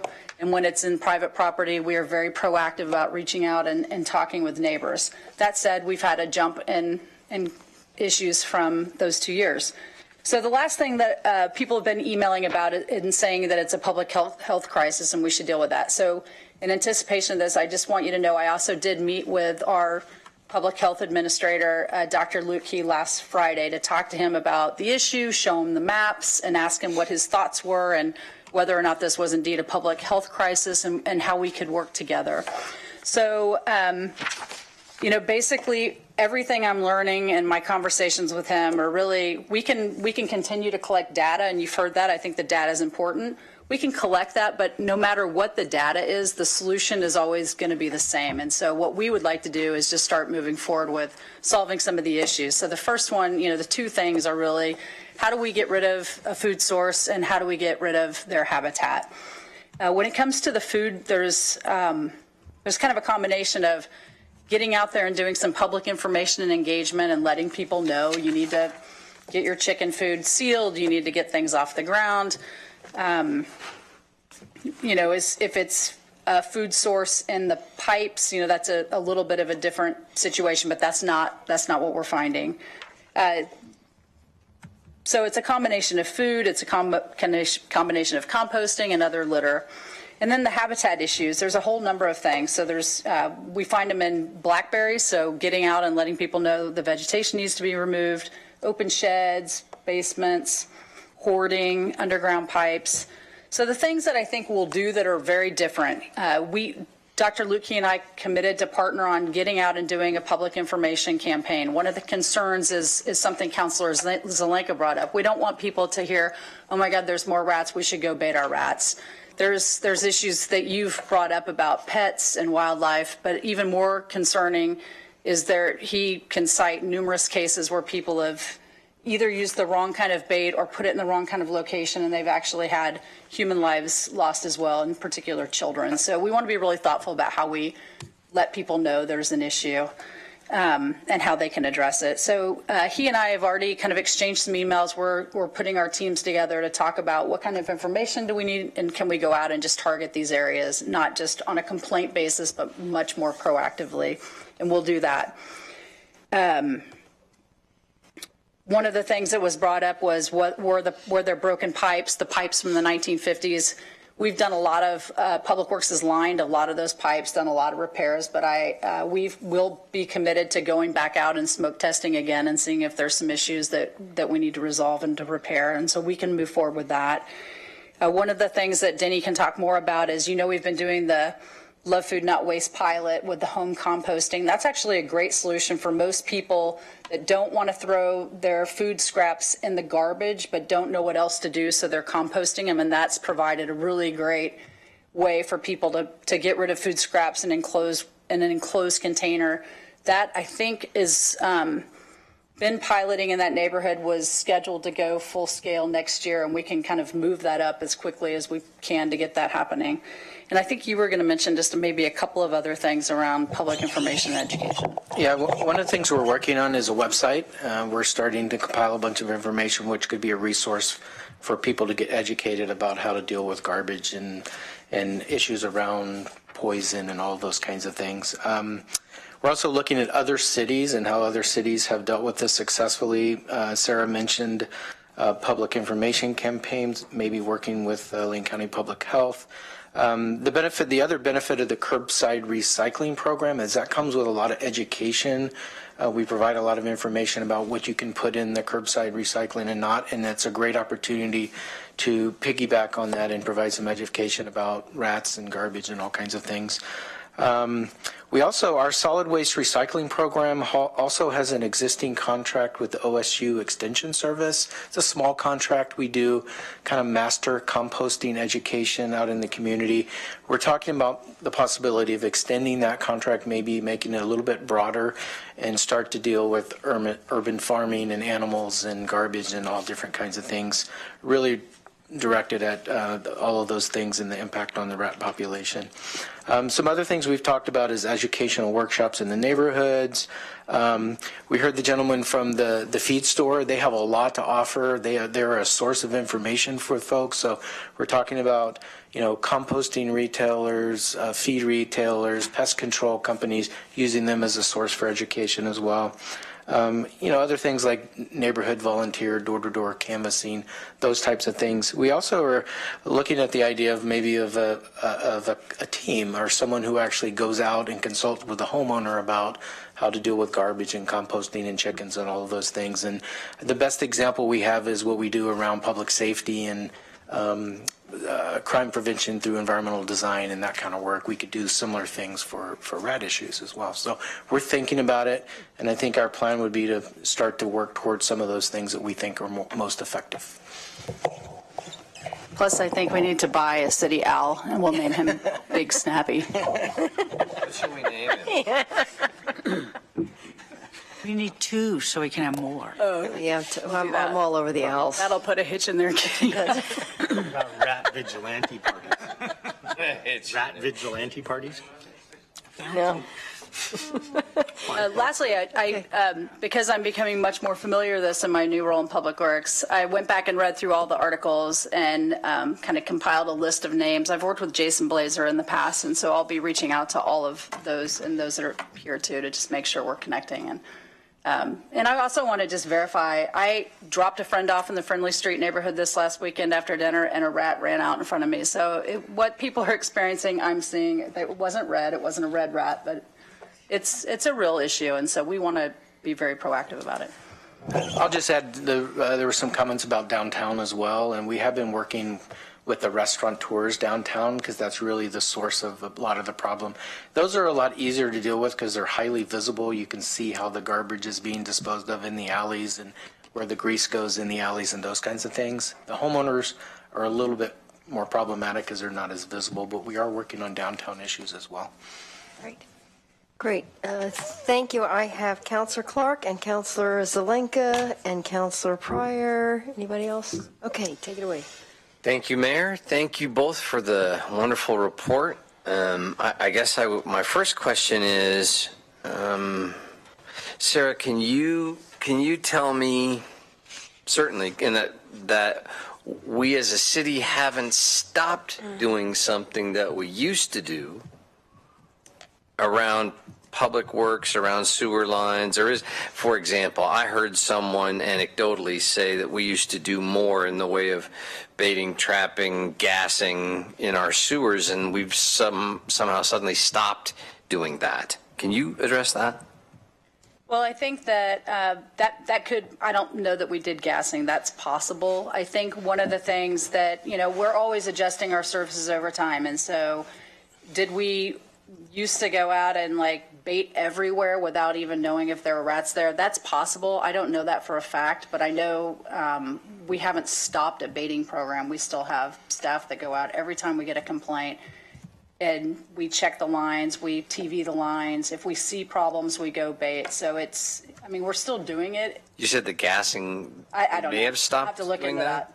I'm not sure if we ever did that. I just don't know the information that you're asking for. I was at a city facility last week, and it's not on here. That's why I bring it up. It should be on the map, I guess, because the folks there were talking about the daily issues they have with rats, and it's one of the cleaner facilities I've ever seen, and they don't have any of the ancillary issues that you brought up, and that's Fire Station 6. Where in North Eugene, where they have them pretty frequently, and the guys there aren't going to complain or say anything. They deal with this sort of thing. But it is next to Sheldon High School and the community center, and it seemed to me, just as an uneducated observer of such things, that there might be an issue there, and so I bring it up to add it to the map and the conversation. I don't know that everybody knows that they can call the city if they're having an issue, and it could be that even at Fire Station 6, they're just dealing with the issue themselves. So we'll look into it. Okay, thank you. All right, Councillor Zelenka. Yeah, so if I got this right, the flourishing of rats is because they have more food. More food means more rats, and therefore bigger problems. So, and the food is coming from the increase in the popularity and use of chicken coops and composting, and the fact that they're not always done to best management practices that could be on the ground and or not cleaned up on a regular basis, and that's allowing the rats to eat this stuff. So the education campaign is about getting people to get their composts off the ground and cleaned up, and their chicken coops cleaned up like the gentleman from the urban farm was talking about, where he cleans up every single day, which I'm sure most people don't do. I don't have chickens, but I suspect that's not the most fun thing to do on the planet. So good luck with your campaign. So you talked at the beginning food sources. I got that. Then you said habitat. Yeah. And So someplace to nest. So what? Someplace to nest. Oh yeah. So what does that mean? Like. It could be overgrown blackberries. It can be abandoned cars. It could be sheds that aren't sealed up tight that have like boards that are missing. It could be screens missing off of your, the little, what are those called, right under your house? Excess. Crawl space. Crawl space. Thank you. Crawl space access. It's late. Anything like that, any place where you have places where they can hide and nest. And so you'll see, there's places, people are doing backyard composting all over, backyard farming all over Eugene, but it's where you see the biggest issues are where you have that combination of the food source and the nesting source. Yeah, I remember my neighbor decided he was going to save money on his garbage by canceling it, and he stacked all his garbage up in the backyard, which created all of that in one place, and they went over to our house as well, and it became a big giant problem until he cleaned it up. When he cleaned it up, it went away, and we caught all the rats, it went away. We never saw a rat again. So yeah, I think that you're on the right track. With regard to the sewer system, the jump, our sewer system isn't dramatically gotten worse in any way over the time, so I kind of suspect that that's not the issue at all. It's probably just about the same as it always has been, or if not even better, because they're constantly doing different things. So I kind of doubt that that's the problem. Yeah, I don't think that's the problem. We'd have way more technology than we did back in the day. We were TVing the lines all the time. And, the sort of anecdotal stories, and also what I've learned is that the populations have gotten smarter and they aren't using the lines as their main form of travel. They just get smarter. They know. You're talking about rats in there. Yep. Like super rats? Different population. They're very smart creatures, and they've been living with humans for as long as history. So. Yes, Ruben. And Mike, I can't believe you didn't bring up Nutria. I badly want to, but I want to go home too. Oh. There we go. Okay, Councillor Pryor. So I want to ask that. Thank you. I'm just looking at your map here, the 2017 map, and I noticed that a lot of these dots are south of 11th and kind of just Willamette Street slightly west. So it's not really downtown per se, but in the residential neighborhoods running south of downtown. And I know that my son, who lives around 13th in that area, he saw a rat, his first rat, kind of freaked him out.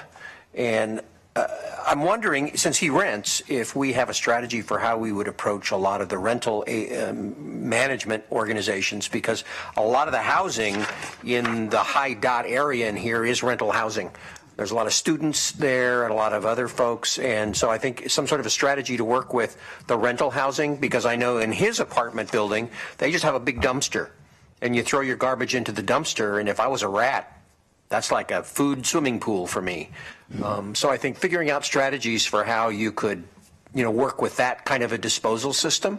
So I think the rental management agencies could get a lot of these dots, particularly this concentration in here, might help a lot with that. I notice in my neighborhood there's not any dots at all, and I was going to mention the feeding of animals. We have a lot of folks in my neighborhood who feed the deer, feed the turkeys, they put food out. And I thought, well, that could be definitely a problem for attracting rats. But I don't see a lot of dots here. So either they're not reporting or there's not a corollary. But I'm curious if rats are attracted to whatever food is out. If people are putting food out for deer and turkeys, that would seem like a way to attract rats. And so some thinking around what we might want to do to control feeding wildlife may also be part of the solution here. But I think the rental management organizations, particularly because of their prevalence where all these dots are, might be a good strategy as well. Okay, Councillor Taylor. Thank you. I think this is also the same area where there have been a proliferation of chickens. It's the same area where they talked about chickens a lot, and people are raising chickens, and and just seems reasonable that chicken food would, and chickens themselves, eggs too, would attract rats. As somebody wrote, the farming doesn't belong in the city, and I think there's some truth to that. Thank you. Councillor Semple. Thank you. I heard there's rats in the library. I really want to thank you both. It was the thorough responses. I'm encouraged by your willingness to explore these solutions, and the plans for public outreach are wonderful. I think it's really going to take a lot of door to door. What are you up to? This is the problem.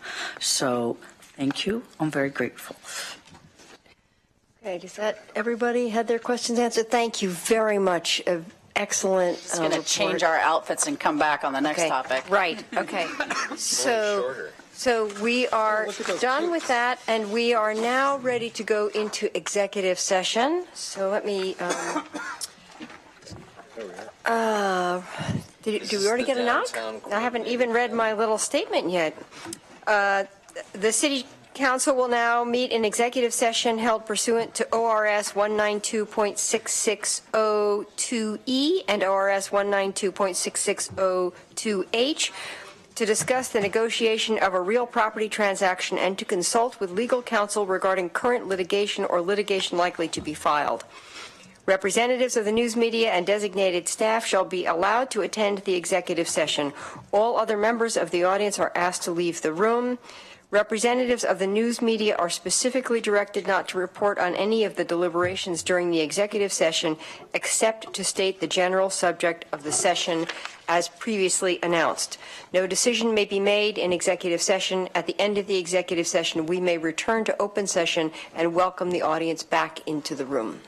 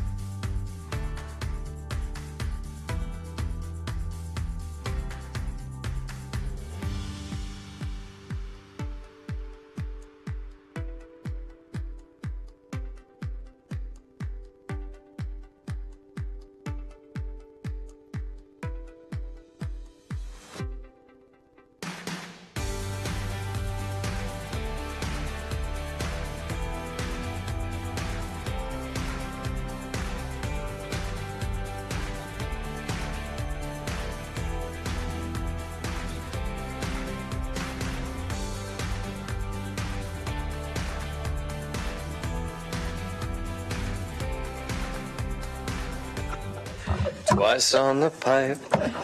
There we go. Oh, well done. Well done. All right. Welcome people back. Welcome back to the City Council meeting. So we now have a motion? This motion is intended to make clear that the city will not agree to change the current purchase sale agreement requirement for a final judgment in a judicial validation action without the council's approval, and to express the council's desire for clarity from the county regarding how the county intends to proceed. So I move to direct the city manager to obtain council's approval prior to executing any amendment to the purchase sale agreement regarding the judicial validation condition of closing, and to request the county provide the city by the end of January their proposed plan for resolving the legal uncertainties regarding the butterfly lot. Second. Okay, discussion. I would just say, for the virtue of those at home watching on TV, and we've just come out of executive session, this is about the county-city land exchange for the potential city hall site and county courthouse site that this motion applies. Well done. Well done. All right. Any other comments? All right. You seconded. We're ready for a vote. All in favor? 1, 2, 3, 4, 5, 6, 7. None opposed. It passes. We are done for the night. Thank you.